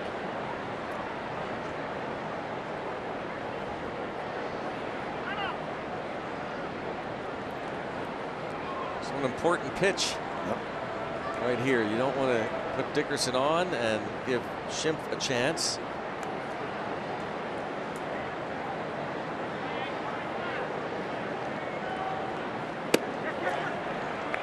And he will. 4th walk 2 on, no one out. And the leash is getting real short right now. It might and will prompt a visit. That will allow the bullpen to pressed into action. Ray Searage on his way out. First time that the Padres have had 2 aboard in an inning since the first. And Greg, we mentioned this Sunday afternoon, but our dear friend Dr. Phil Repepe passed away over the weekend, and quite simply one of the best, and say in any category you want to choose. Just a good friend to a lot of people. He will be missed. He will be missed. Absolutely. And lost a lot of great people the last few weeks. B.E. Taylor, fine performer, musician, succumbed to cancer. Blannock, the high school athlete who was here last year, and the Pirates had him in the clubhouse. 19-year-old, very inspirational story. Cannon McMillan, high school basketball and baseball player in Cannonsburgh, diagnosed in December of 2013. Pirates had a moment of silence for Luke, with his picture on the scoreboard before the game.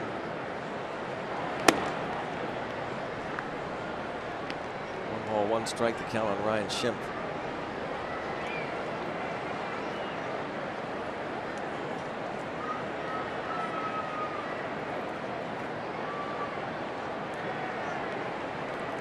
Closely watched Chad Kuhl right now.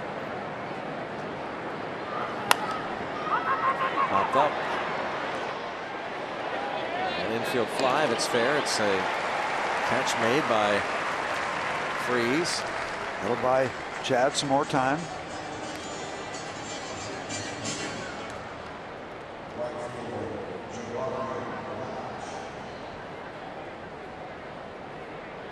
Schimpf is retired now. Jabari Blash, RBI single in the first, and robbed of a hit by David Freese leading off the fourth.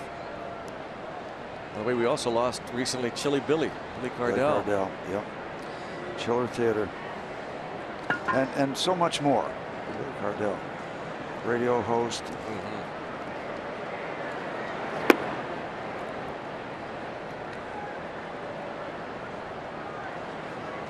Right-hander Jose Dominguez there for San Diego. Looks like he'll be coming on in the bottom of this inning.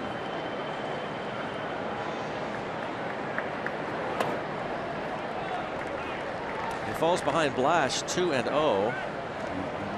Chad's laboring right now. Yeah. You wonder if this might be his last batter. I think if he doesn't get him, it's almost a no-doubter.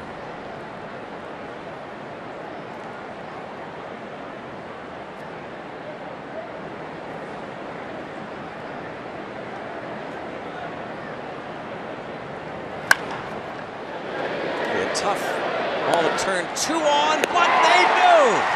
David Freese to Harrison to Jaso.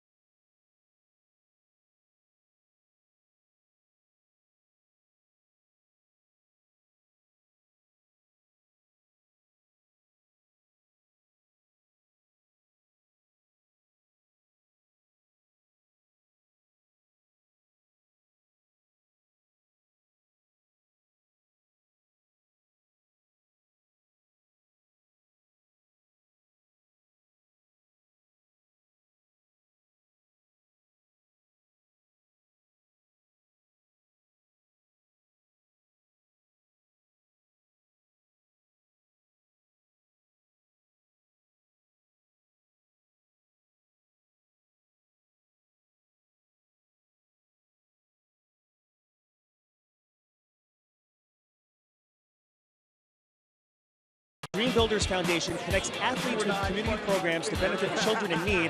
The focus was to raise money to provide kids with weekend meals that they may not otherwise have. So basically, guys, when he's not avoiding tags on the base paths or helping turn really nice double plays, he's in the community helping raise money for a very good cause. Okay?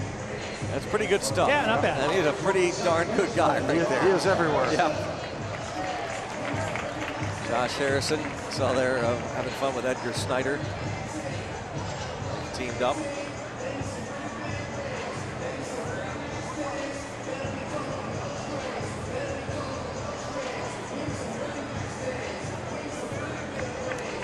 Some buddies. And that's going to be it. Chad Kuhl. Well done by Chad Kuhl, huh? Yes. Yep. Very solid. Got his act together after that first inning and found it and settled right into the ball game. And you look at Chad Kuhl as Clayton Richard comes on. His 5 now big league appearances did not go well against the Cubs on July the 10th. Didn't get out of the 3rd inning, gave up 4 runs, but pretty impressive work. The others. And another factor that goes on, he was all over the place. He was searching in that first inning, but he got it together, and that's so important. You're not going to be perfect every inning. Stumbled around, got it together, and a couple of double plays never hurt, especially when you're laboring in that last inning. You're going to work. You're searching. Hey, if they hit a ball hard, let it be at somebody. Let me get a double play. Let me finish this off. Have it be a clean 6 innings. Quality start. The youngster.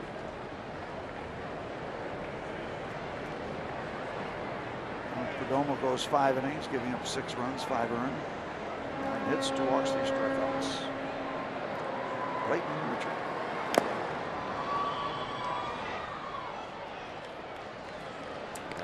Harrison down on strikes. Clayton Richard was with the Pirates last year. Spent the first half of the season in the minor leagues, and then Pirates let him sign with the Chicago Cubs. Finished the season with the Cubs, signed as a free agent beginning of the year by the Cubs. Appeared in 25 games and then designated for assignment.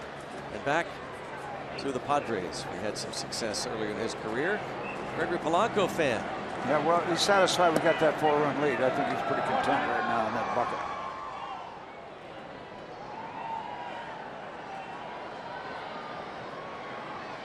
Yeah, that's content right there.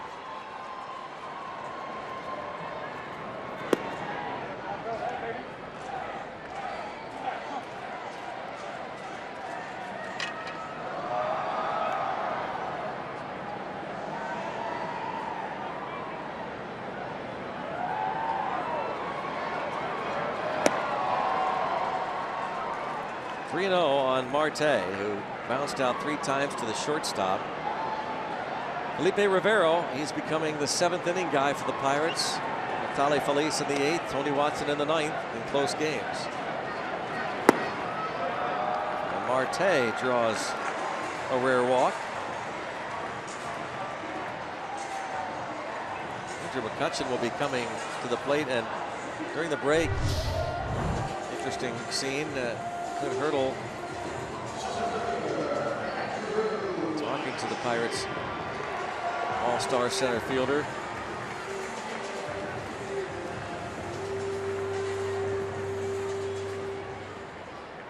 Interesting to see that. Clint Hurdle before the game talked about, when asked about a recent rash of base running mistakes and things that haven't looked good, underperforming, said that when things don't go well, it needs to end up on this desk, pointing to his desk. My job is to accept responsibility, to be accountable for the things that don't work. If you don't win, everything is magnified. I just know there are times you need to remind people of things, and times when you have to get people's attention with things. I don't want to speculate what he was asking Andrew, but it almost looked like you okay to continue? Yeah. Do you want to continue? We got a 4-run lead, you know, and maybe it was none of that, but Andrew was shaking his head a little bit no, and then yes, so conversation. It's never a bad thing for managers to have conversations with their players, whether it's in between an inning or in between a game. And Marte will take off for second.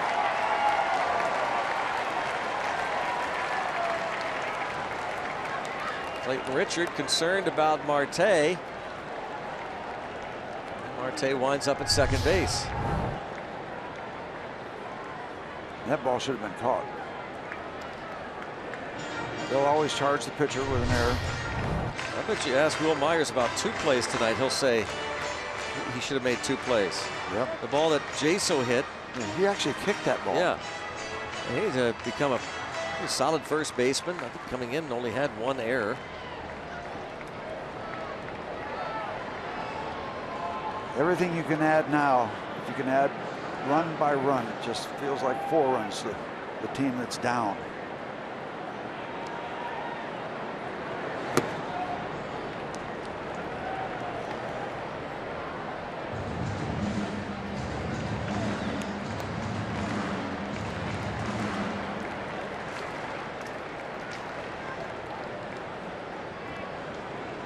That's a different look for the chain link fence. Yeah, that's neat.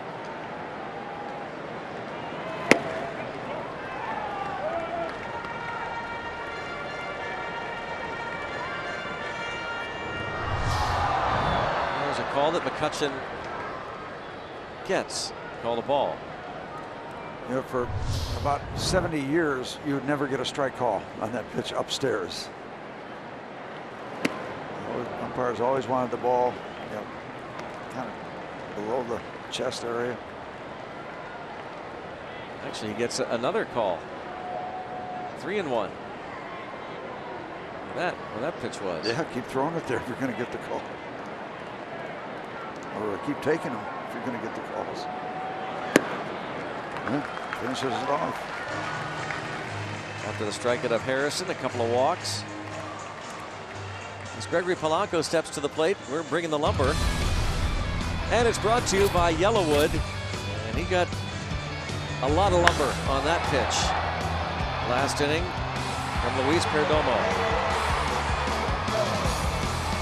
His 16th on an 0-2 pitch. 3-run blast.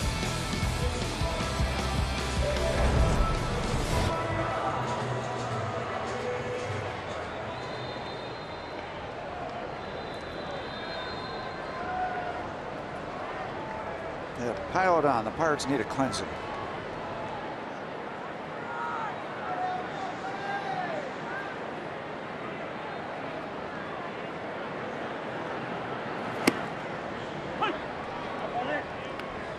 Boy, you don't want to be fooling around in that neighborhood. That ball up and in and vulnerable, and Gregory took it. Looks like getting away with one.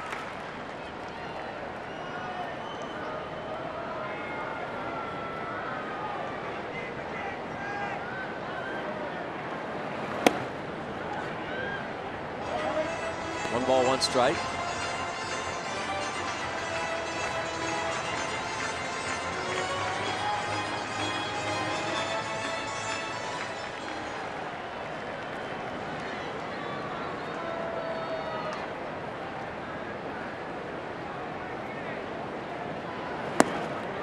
And now 2-1.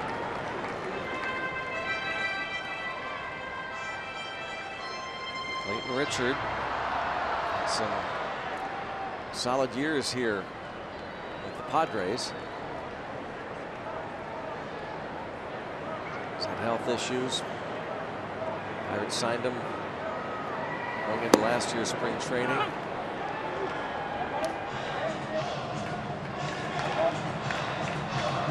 Finished off last season with the Cubs. More action.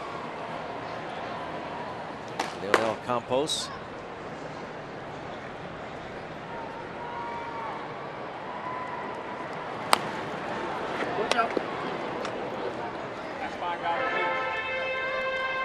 It's always a different feel. You see different swings from left-hand batters against left-handed pitchers. It's not as much fun as facing a right-hand pitcher.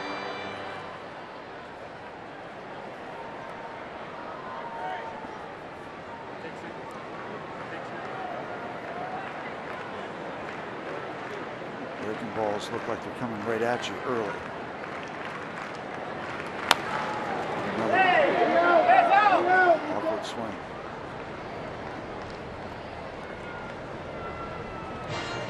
Richard was a 14-game winner for the Padres 6 years ago.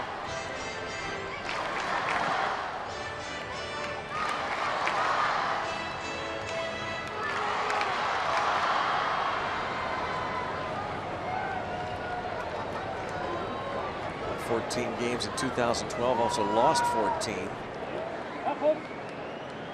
219 innings. And had some injury problems. Just all of 2014. That's a dependable pitcher. Yeah. 28 decisions. 20 innings. Better year than Cliff Richard had, the singer. Well, Cliff Richard had some good years, but that was not a good one. Right, yeah, that was an off year, yeah. And you know, you're not allowed to have a down year anymore. Right. You certainly are. It's, yeah. Another broken bat. Hudson avoids the fielder Shemp, who was able to get Polanco for the second out.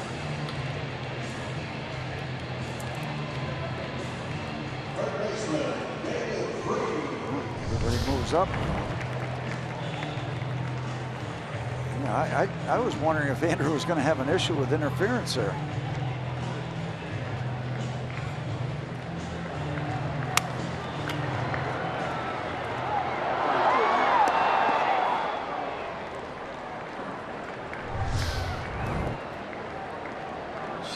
To make the play, despite I'm sure being somewhat distracted. Now Aaron Balsley out again to speak, this time about David Freese. Now you have the left-handed hitter Jay-So on deck. The Pirates do have Jordy Mercer and Eric Fryer and Jung Ho Gung, right-handed hitters if they decide to pinch hit. And then Andy Green has the righty Campos available.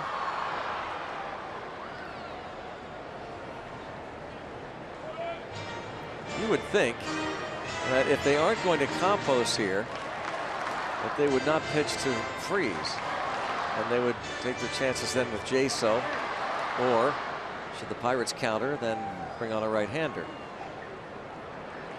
Otherwise, why is Campos loosening in the bullpen? But we're going to go with Freese, who's 3 for 3, and by the way, who is one of the top hitters in the league against left-handed pitching, 343 average. That's tied for the 4th highest batting average in the senior circuit against southpaws. Bump that average up to 284, and loves to go to right center field.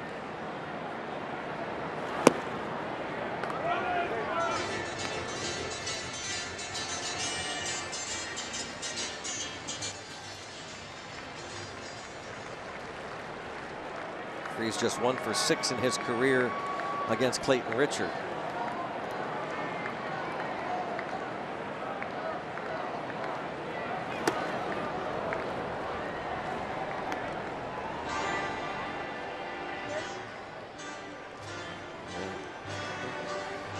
That no homers pulled, 7 homers to right, 4 to center or toward right center. Was John Wayner like those numbers? Huh? Yeah. Not trying to pull the ball all that much. And Richard able to strike out David Freese to end the 6th. Pirates leave a couple. Chad Kuhl, chance to get a W.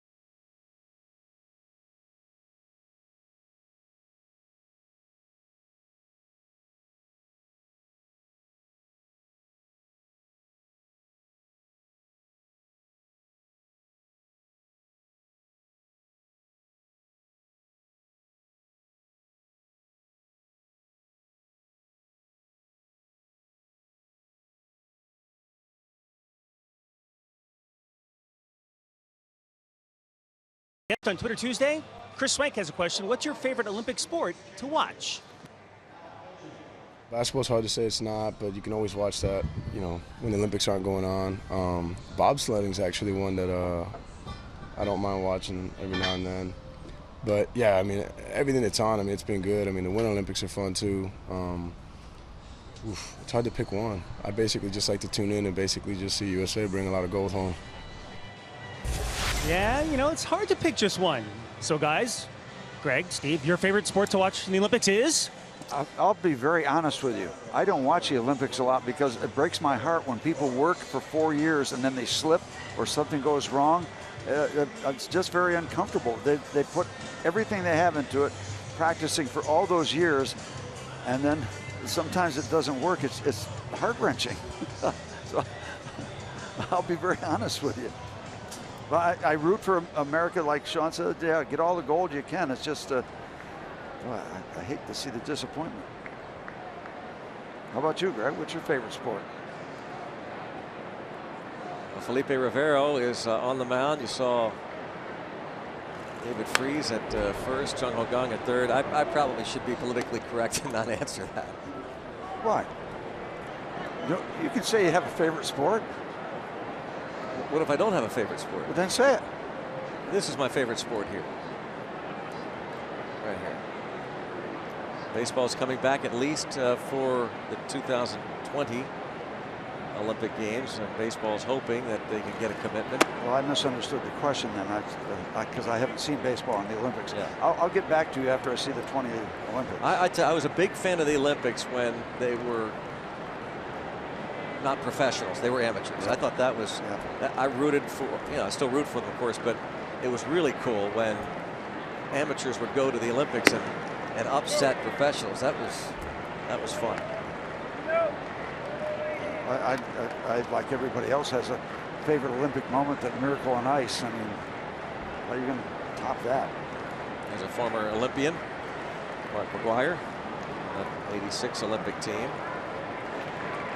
84, sorry about that, 1984. 2-2. Derek Norris. Felipe Rivero taking over for Chad Kuhl, who went 6, gave up 2 runs on 5 hits.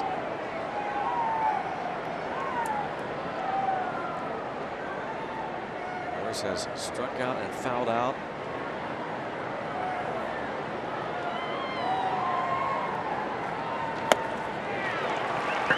Rivero can be nasty, Steve. We've seen that. Yeah, that example right there. That's a wonderful way to start. Rivero has not given up an earned run in his first 4 appearances with the Pirates. Nothing wrong with 96-mile-an-hour heat. And you want to start off, your pitcher, your starter goes out, you bring in somebody from the pen. You want to have that kind of positive entrance because there's 3 innings. I mean, it's a 6-run lead, looks good, but feels even better when Rivero comes in and strikes out the first man. There is some serious heat. You can hear the pop of the catcher's glove all the way up here. Home plate umpire said you went.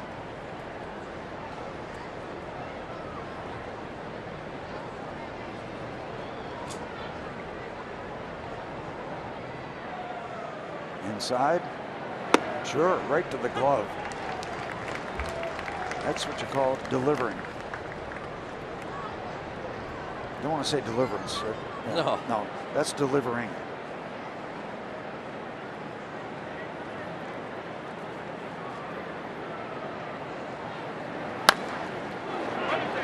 Freese makes sure he gets the short hop. Nice pick. For the second out. Adam Rosales will pinch hit. Felipe Rivero. He and minor league pitcher lefty Taylor Hearn traded from the Nats.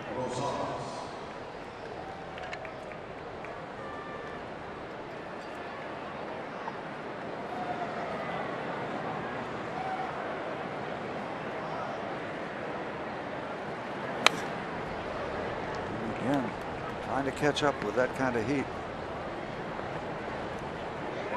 Rosales gives you a pretty intense look when you're going in on him when he's getting ready to receive the baseball.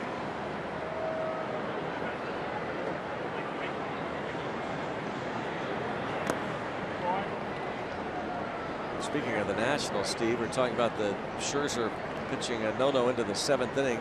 He ended up losing to Trevor Bauer and Cleveland tonight, 3-1.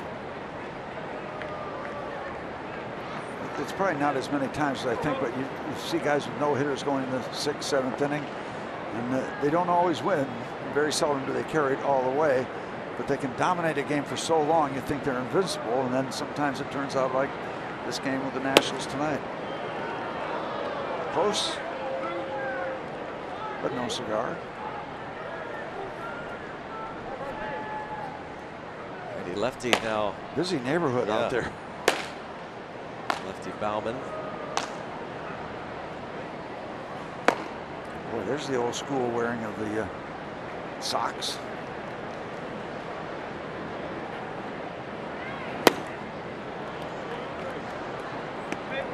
Three-one count.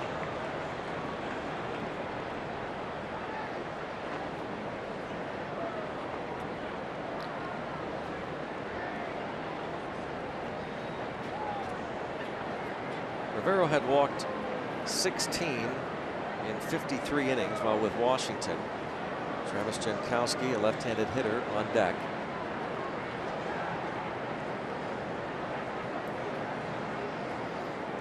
Target right down the middle in this kind of situation. Walked him.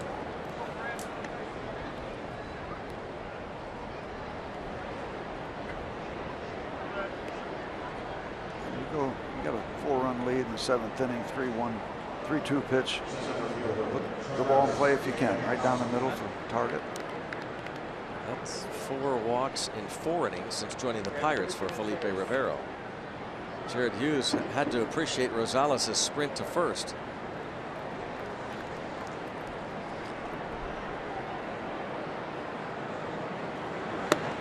Let's use his signature move from the bullpen, and Rosales has done that his whole career. Pete Rose-like after drawing a walk. Full sprint to first. Nothing wrong with that. No. Right? Those guys that do that, they're probably going to try to give you everything they got because they're maybe not a superstar. They want to give the manager every indication that they really want to play this game for that team. Like that guy. Yeah. Yep. Now Rosales winds up at second on the pitch in the dirt. Little conference. Felipe and Francisco. Maybe going along the lines of, all right, come on, let's not get careless now.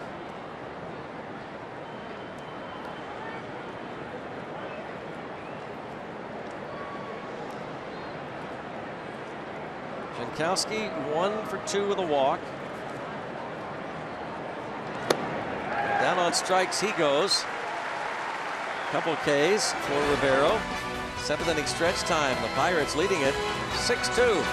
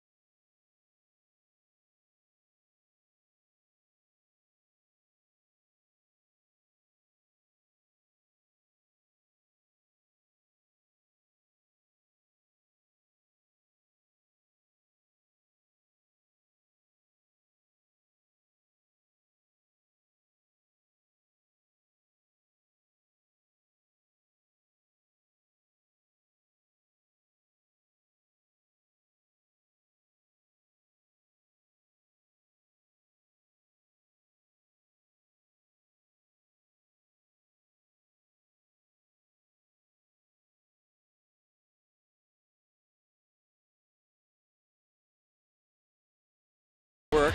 He would end up with 4 punch-outs. He did walk 4, but 2 of those were in the first inning. Really settled down, got a lot of ground ball outs. Very efficient. And in the 5th inning, the Pirates would break things open with a 4 spot. Josh Harrison led the way, infield single, then stole second after the call was overturned. Initially, he was ruled out. He was aboard, as was Andrew McCutcheon, when Gregory Polanco hit the 0-2 pitch from Luis Perdomo well over the right center field fence. His 16th of the year. Pirates would add another run on an RBI double by Francisco Cervelli. They broke the 2-2 tie with a 4 spot in the 5th. Sean Rodriguez had picked up the first RBI with a ground out in the 2nd, tied the game with an RBI single in the 4th, and then the 4-run 5th inning. Here we are now, the bottom of the 7th. Young and old alike here at PNC Park, the first of 3 tomorrow night. Remind you, it's Ryan Vogelsong, and then Thursday afternoon, the homestand concludes at 12:35. Leonel Campos. It's been back and forth between AAA and the big leagues. I think this is trip number 4. Big right-hander.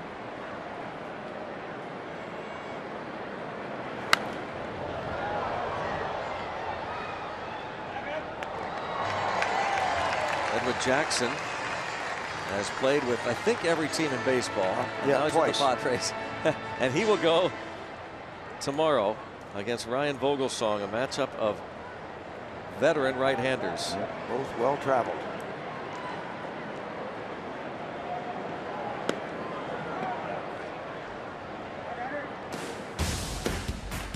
Road ahead tomorrow night. It is Edward Jackson against Ryan Vogelsong, and then it's Jamison Tyone on Thursday afternoon against Christian Friedrich, the lefty. And don't forget, the first 20,000 fans coming to Thursday's game get Jung Ho Kang bobbleheads. And Jung Ho Kang at the plate, first at bat in this game. Campos a little wild last couple pitches. Kang came on to play third base at the top of this 7th inning.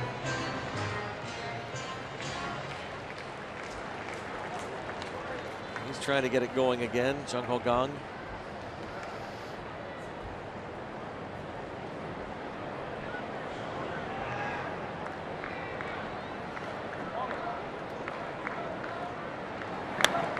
Should the Pirates hold on and get this win, it would make 5 consecutive games that they won with Chad Kuhl on the hill. The Pirates have yet to lose a game with Kuhl as the starter. Most consecutive team wins for the Pirates to start a career since 1930 is 7. Your old buddy Jim Nelson, Steve, started Jim Nelson, 7 games in 1970. The Pirates won each of those 7. He also, I think, might have got the win in the last day of Forbes Field. So here we are looking at the started career team wins. Garrett Cole, the Pirates won his first 4. Tim Wakefield, Pirates won the first 4 that the knuckleballer pitched. Eddie Whitson, 1977, the end of 77, and returned in 79. Woody Fryman, Garrett Cole, 4 team wins to start a career consecutively. The late Jim Nelson, good guy. Did you pitch with Woody Fryman? Oh yeah, yep. Woody and I pitched in AAA ball '65, I think, and then in Columbus, and then he came on to have a heck of a career. Woody Fryman carved out a nice. I mean, career. for a long career, right? He pitched. Yeah. I bet he got 10 years in. Did he develop a knuckleball then later, or no? Not that I'm. No. He's a farm boy. Boy, he couldn't wait. He loved the season, but he couldn't wait to get back on that tractor. Good guy. Country boy. Yeah. Woody Fryman pitched a lot of years. The Ewing, Kentucky native. Yep. Tobacco farm. Growing, not using. He pitched until he was 43, 1983, July of '83 with Montreal, after beginning his career in '66 with Pittsburgh. So yeah, he pitched a lot of years. Woody Fryman. Win over 100 games, did he? Did he have a career total?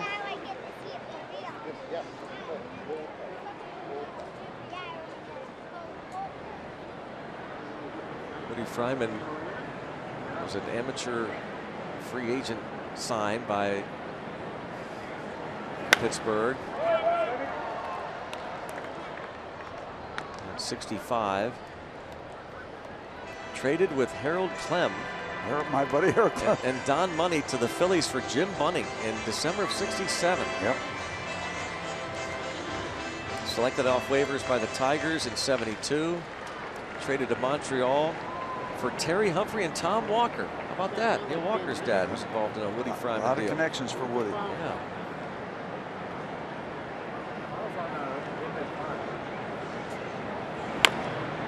Cervelli fouls off another.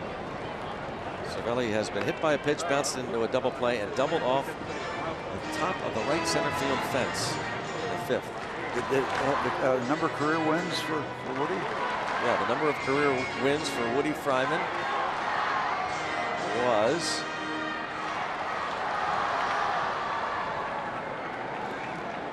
do we have drum roll? Rick, yeah. Rick could do that for us. 141 in 18 years.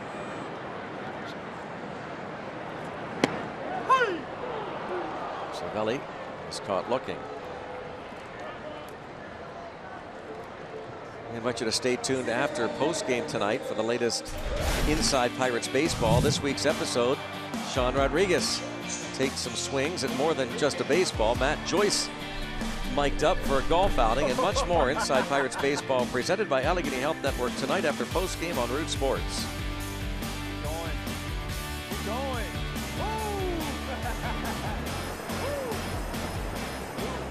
Fun with the Buccos on the golf course.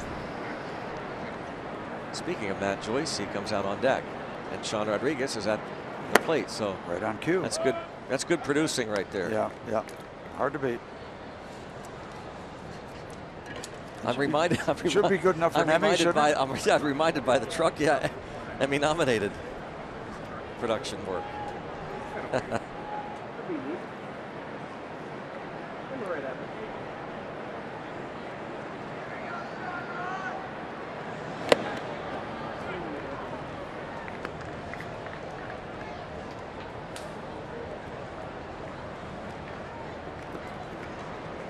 His 2 RBIs tonight. He is averaging an RBI every 5.7 at bats, which would be good for 20th in the entire National League.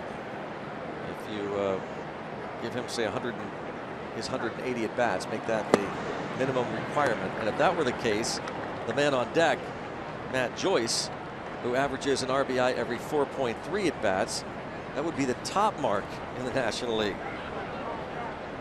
That's how good he has been. Both of these players. Really hard to call them bench players.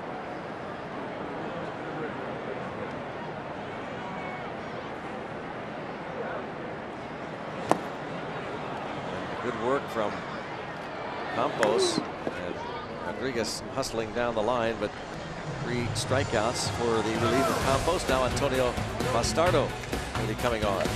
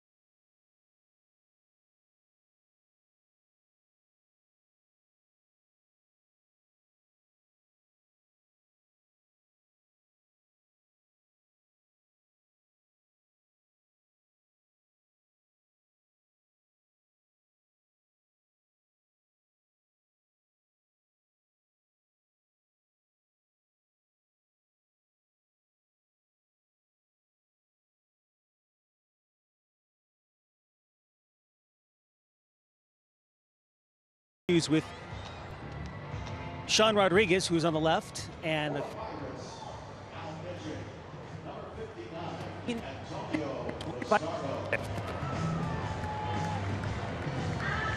I think we've lost Danny's mic there. He was asked about giving advice like Francisco Cervelli does on the scoreboard. Probably to listen very carefully to what Cervelli's saying. Make sure you don't misinterpret what he's saying, but he's giving pretty good advice. Definitely a lot of the ones that have been up on the scoreboard during the games have been definitely been worth paying attention to and taking to heart, because some of them are actually pretty good. That's a very good Twitter Tuesday question for Sean Rodriguez. Very popular segment on occasion here at PNC Park. The advice from Francisco Cervelli. Dating advice. Antonio Bastardo comes on for the 8th. We'll be working on that mic for Dan Potash as Will Myers launches one.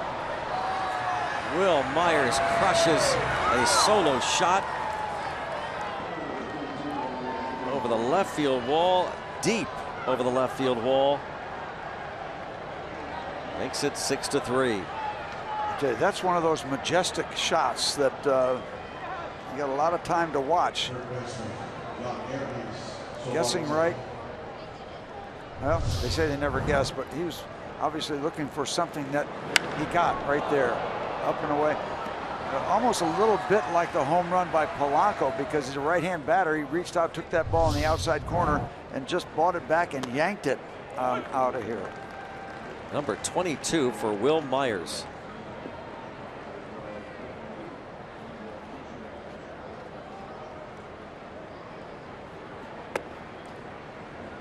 That was impressive.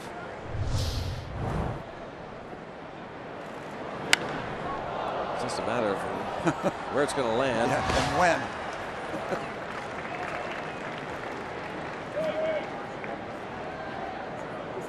Former 3rd-round pick of the Kansas City Royals back in 2009.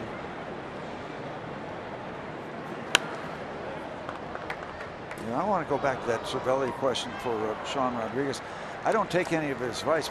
I'd like to have that like velvet smoking jacket that he wears on the show, on the advice show. It'd be pretty nice. You like that? I do. The smoking jacket. Yeah.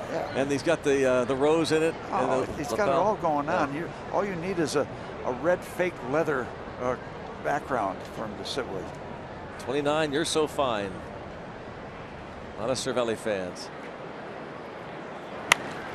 Pop up and behind the home plate, out of play.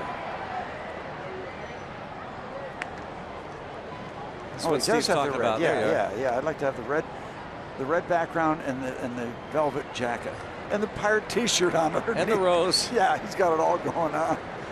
29 on that. Oh yeah. That is classic. The sleepy Latino eyes. He's got it all classic. going on. Solarte is retired for the first time tonight. He was 2 for 2 with a walk against Chad Kuhl. Number 29 is never dull. No. Signed a contract extension earlier this year. Pirates missed him when he was on the disabled list, that's for sure. Hamate bone injured.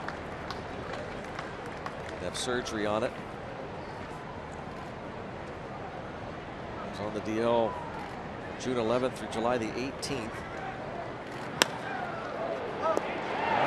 Right to Harrison. Alex Dickerson is out number 2 here in the 8th.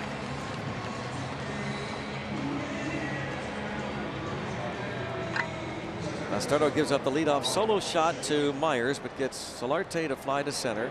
Dickerson lines out Neftali Feliz.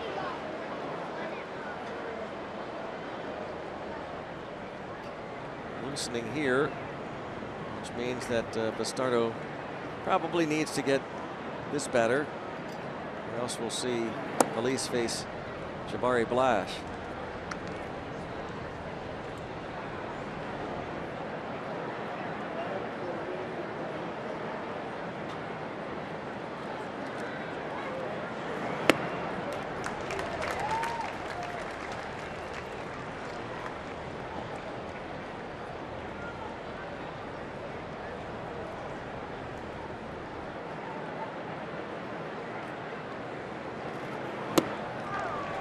0-2. Right on by. Backyard fastball action.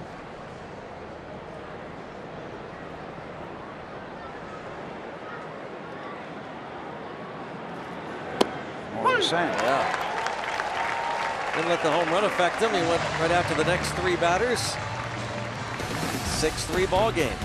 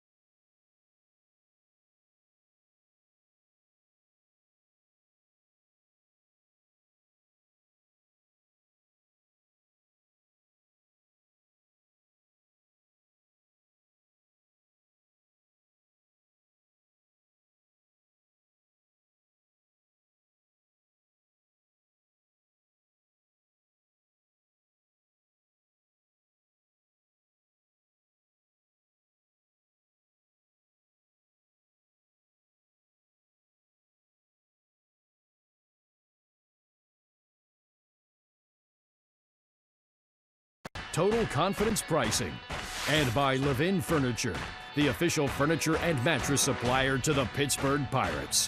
For the best quality, service, and value, shop Levin's. Let's go Bucks! It is a 6-3 Pirates lead over the San Diego Padres. Going to the bottom of the 8th inning. See, the Bucks have out-hit the Friars 9-6. Antonio Bastardo gave up that home run, and he was not happy about it.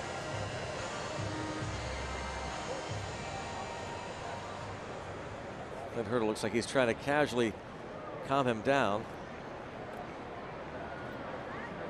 Give him a smile. Upset about that home run. Was he punching the top of the dugout with his left hand?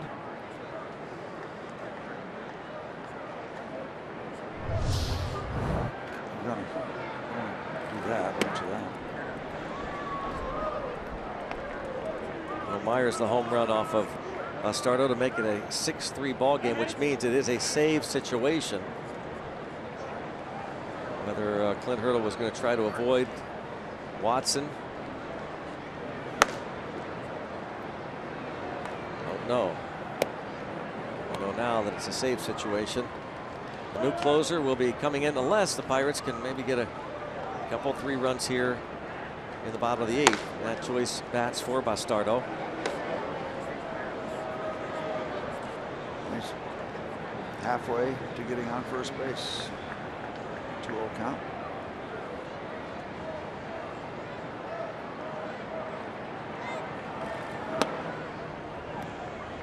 And there's 3-0.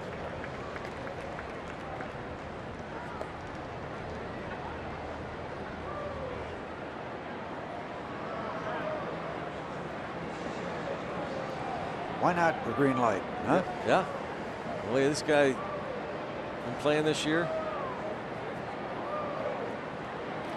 Oh, after that pitch, ball 4, leadoff walk. Here we go.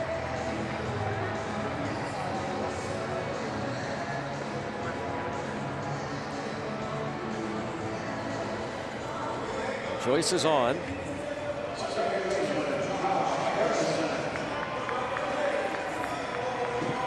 Busiest men in baseball.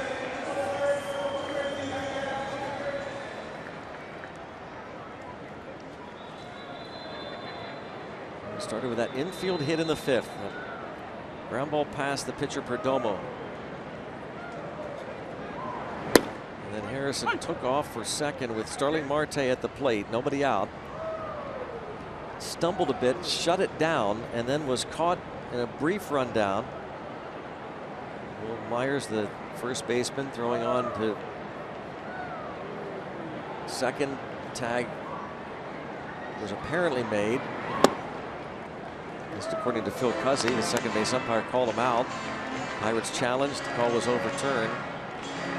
And after 1 out, Andrew McCutchen walked. And Gregory Polanco hit that 3-run homer that gave the Pirates a 5-2 lead. Cervelli's double later in the inning brought in David Freese. John Jaso was thrown out at the plate on that same double. And we might have another infield hit. Yep. Always going, always on the move. Jay Hay all day.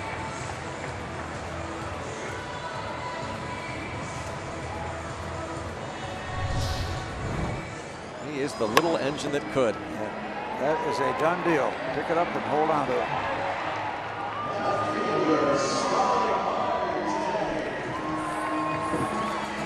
I love players, Steve, like a Harrison, like a Jose Altuve of the Astros, listed at 5'5" as Altuve, just because, you know, they have to have that just kind of such game. a big heart. Yeah. Yep. And they do have that kind of. And the thing is, if we're down 8-2, yep, he's running that ball out. Yep. I mean, he's doing the same stuff. Yeah. Score doesn't matter, though. His approach is the same. Jay Hay's listed at 5'8" in the media guide. Not sure he's 5'8", but the point is, he plays like he's 6'8". Yeah.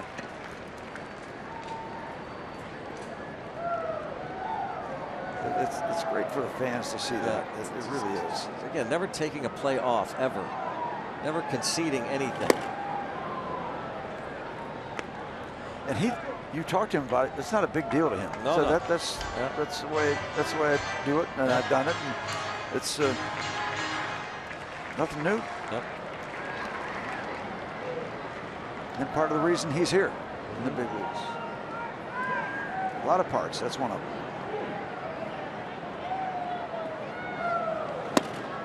Yeah, I mean, when you think about that trade that was made with the Chicago Cubs, the names that were talked about, the pitchers, Jose Ascanio and Kevin Hart, were really the meat of that deal. And not to say that Harrison was just a throw-in, because I'm sure the Pirates had plans for him, but I don't think anyone really expected him to do what he's done. There's a drive to deep center field, a line drive, caught by Jankowski.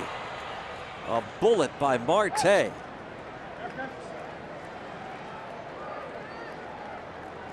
Travis Jankowski quickly back on that line drive by Marte. That ball is blistered.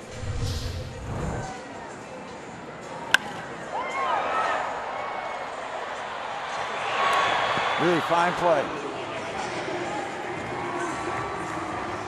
He didn't care for that play. Nope. And you know, you're going back to Harrison for a minute. That contract that he signed with the Pirates, a lot of people say, well, gee whiz, I'm not going to change him. Well, I know, and you look back on it, pretty good decision by the Bucks. Yeah. Traded Tom Gorzolani and John Grabo were dealt in July of 2009 to get pitchers Jose Ascanio and Kevin Hart and Josh Harrison.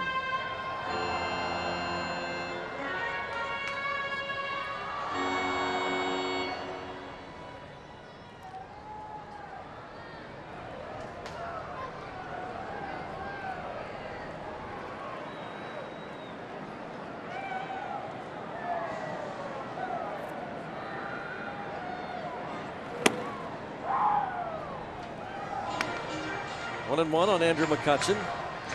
Walked his last 2 times up, singled in the 3rd. You got kind of split emotions. You'd love to add on as much as you could, but you want Tony Watson to have lots of chances to evolve into that that role as closer and get that feel and that confidence. So, do you want a 3-run homer here or not? Yep. Okay. Yep. I'm sorry, Tony. You'll have plenty of chances. And for that guy too. You see him. Yeah, that's right. He could use it. Good to see him after the strikeout, looking in the first, get the base hit, hard hit to left in the third, and back-to-back walks.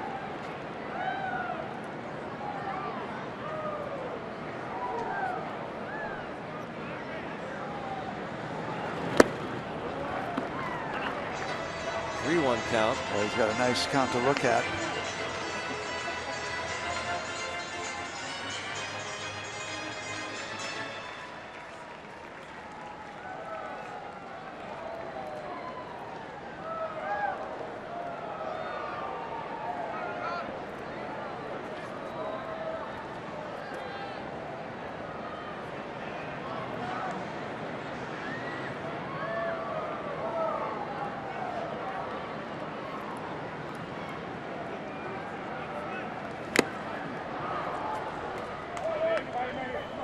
Three and two. Needed that ball to be just a little bit more toward the inside part of the plate. Up and away. Pretty good heat on it. And he does not catch up.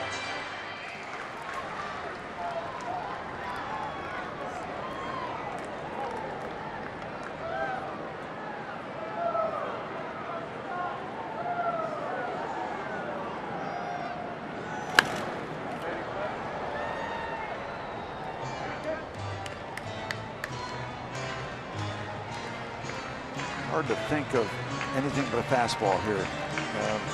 This guy out on the Mount Campos has been up and down. Yep. And I don't imagine much finesse coming here.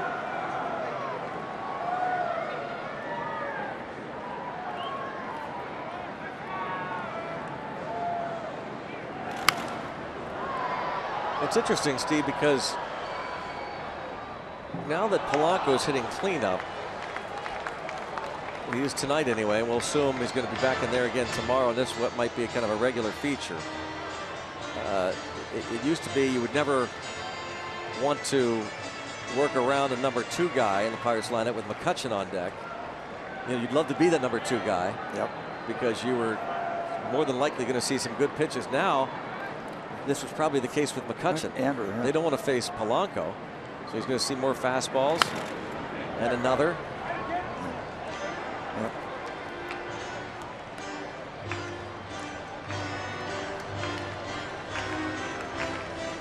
We are getting a report that we've had a first here, I think, in the history of this ballpark. I don't think this has ever happened, that the previous foul ball left the stadium over third base side.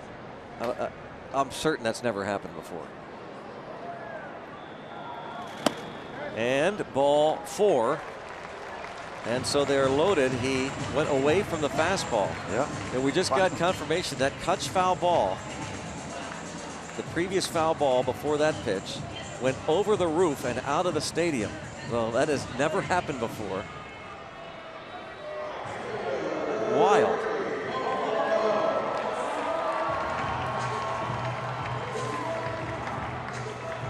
Wild, wacky stuff.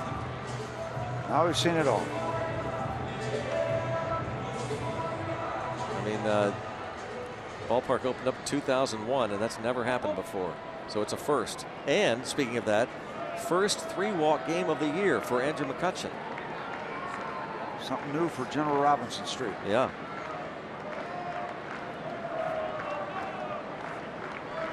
And at McKechnie Field, you're on the lookout down in Bradenton, but up here.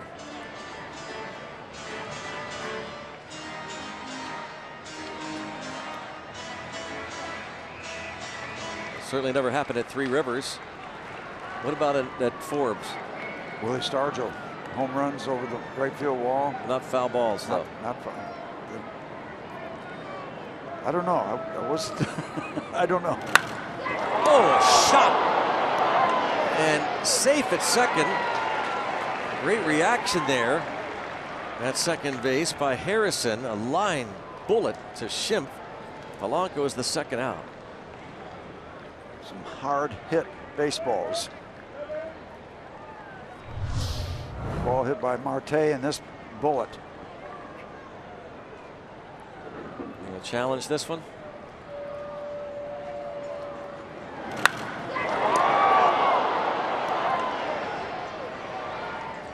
Yep, they're going to look at it.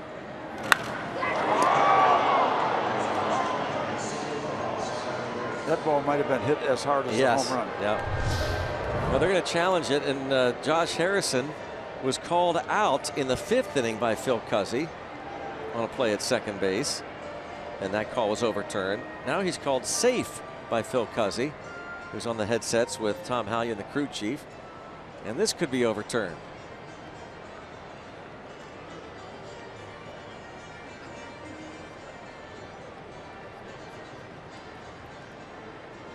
Certainly a bang-bang play. Phil looking for some redemption. Take another look. There's the mitt and the foot and the mitt and the foot. Oh, I don't think you can overturn that. It's too close to call. I've given up trying to guess.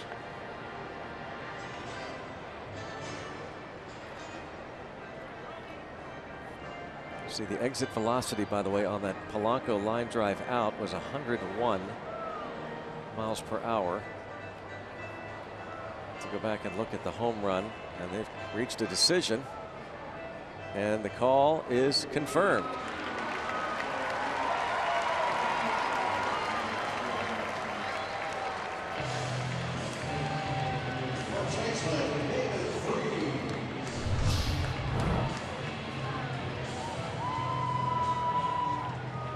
Tie go to the runner.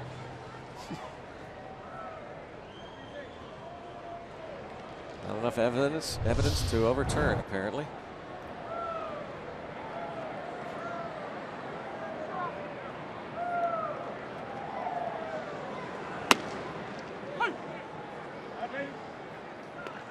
It was 105 miles an hour, the exit speed of the home run. So, Steve, you're right. It was almost as hard hit. Sounded like it. Yep.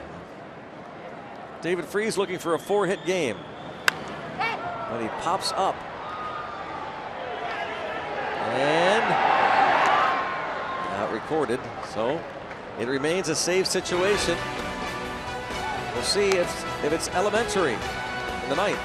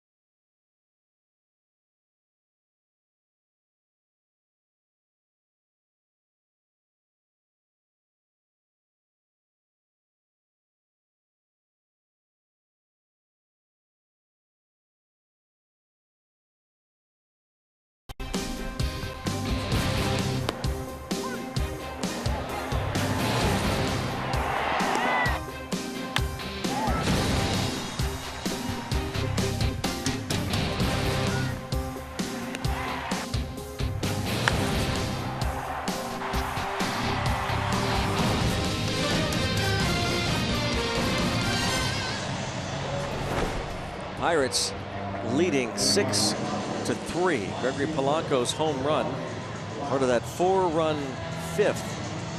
That gave the Pirates a 6-2 lead. Home run by Will Myers made it a save situation. Tony Watson looking to close it out for Chad Kuhl. Watson picked up his second save since being named the closer on Saturday. That was the day after he got the win with a blown save on Friday. Just a tip of the cap to Tony Watson for taking some time out of his day before the game today to spend some time with some folks. Little closers clinic with Ray Searage, folks from the Hartford. Pirate sponsors. Had some folks out here, and Tony was out. Couldn't have been nicer, and couldn't have done a better job.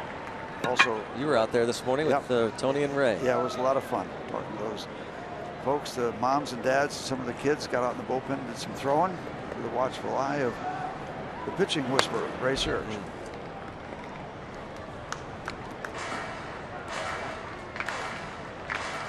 The rookie, Jabari Blash, singled in a run in the first against Chad Kuhl. Bounced out in the fourth. David Freese then playing third, made a great play on him, and then a 5-4-3 inning-ending double play in the sixth. Drives it deep to left. Jabari Blash with a blast, a line drive. Home run for the rookie, his second in 31 games. And now it's a 2-run Pirate lead.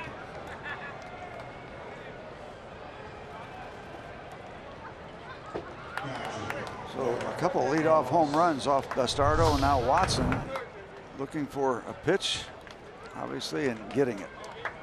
And not that bad a pitch down at the bottom of the strike zone. But you got to be looking for that location.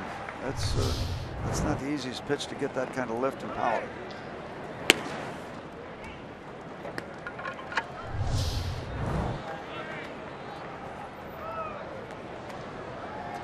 That expression says it all.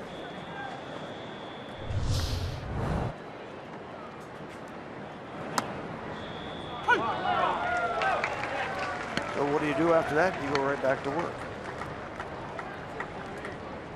Jabari Blash, second home run, spent a lot of time this year in the minors.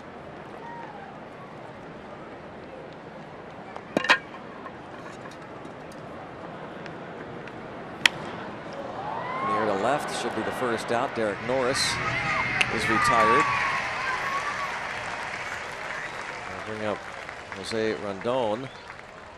And again, we remind you that Ryan Vogelsong will take the mound tomorrow night for the Pirates. Middle game of this series. Coverage begins at 6:30 with Pirates pregame presented by WB Mason on Root Sports. Vogelsong versus Edwin Jackson tomorrow. Alexi Ramirez is going to pinch hit for Rondon.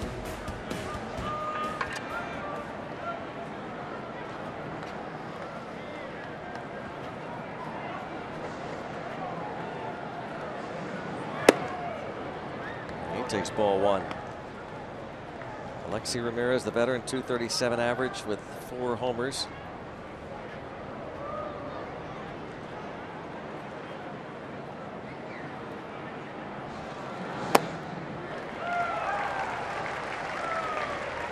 Adding and subtracting. Only taking a little bit off that one. Ramirez way out in front. Blash homer, the 5th allowed by Watson this season in 48 innings.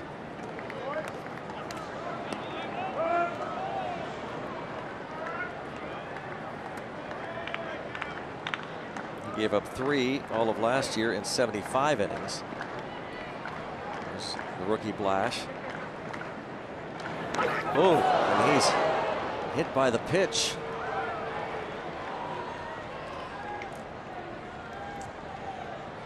And didn't need a runner on to bring the tying run to home plate. Did not need that.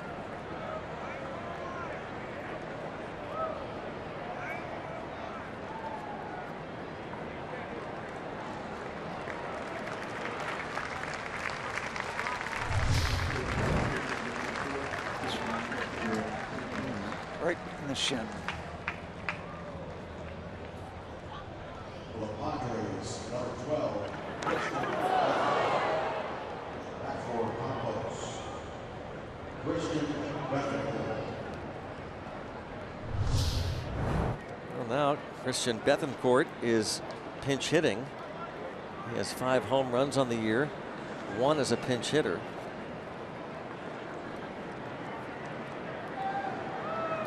Batting average of .252. The catcher, Christian Bethencourt, and it's 0-1.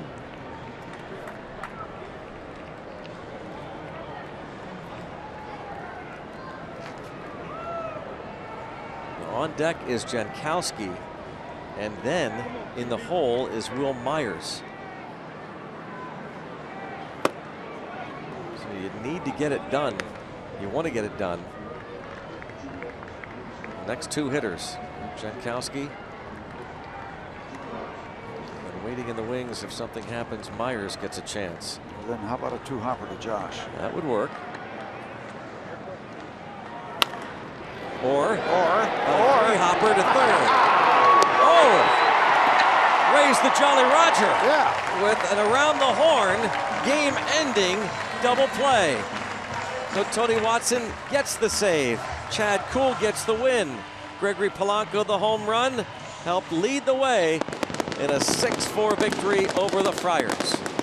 Nice to get the ball club back on track. Back on track. After a tough one, off day, Pirates get a satisfying win in front of a very good crowd on a Tuesday night.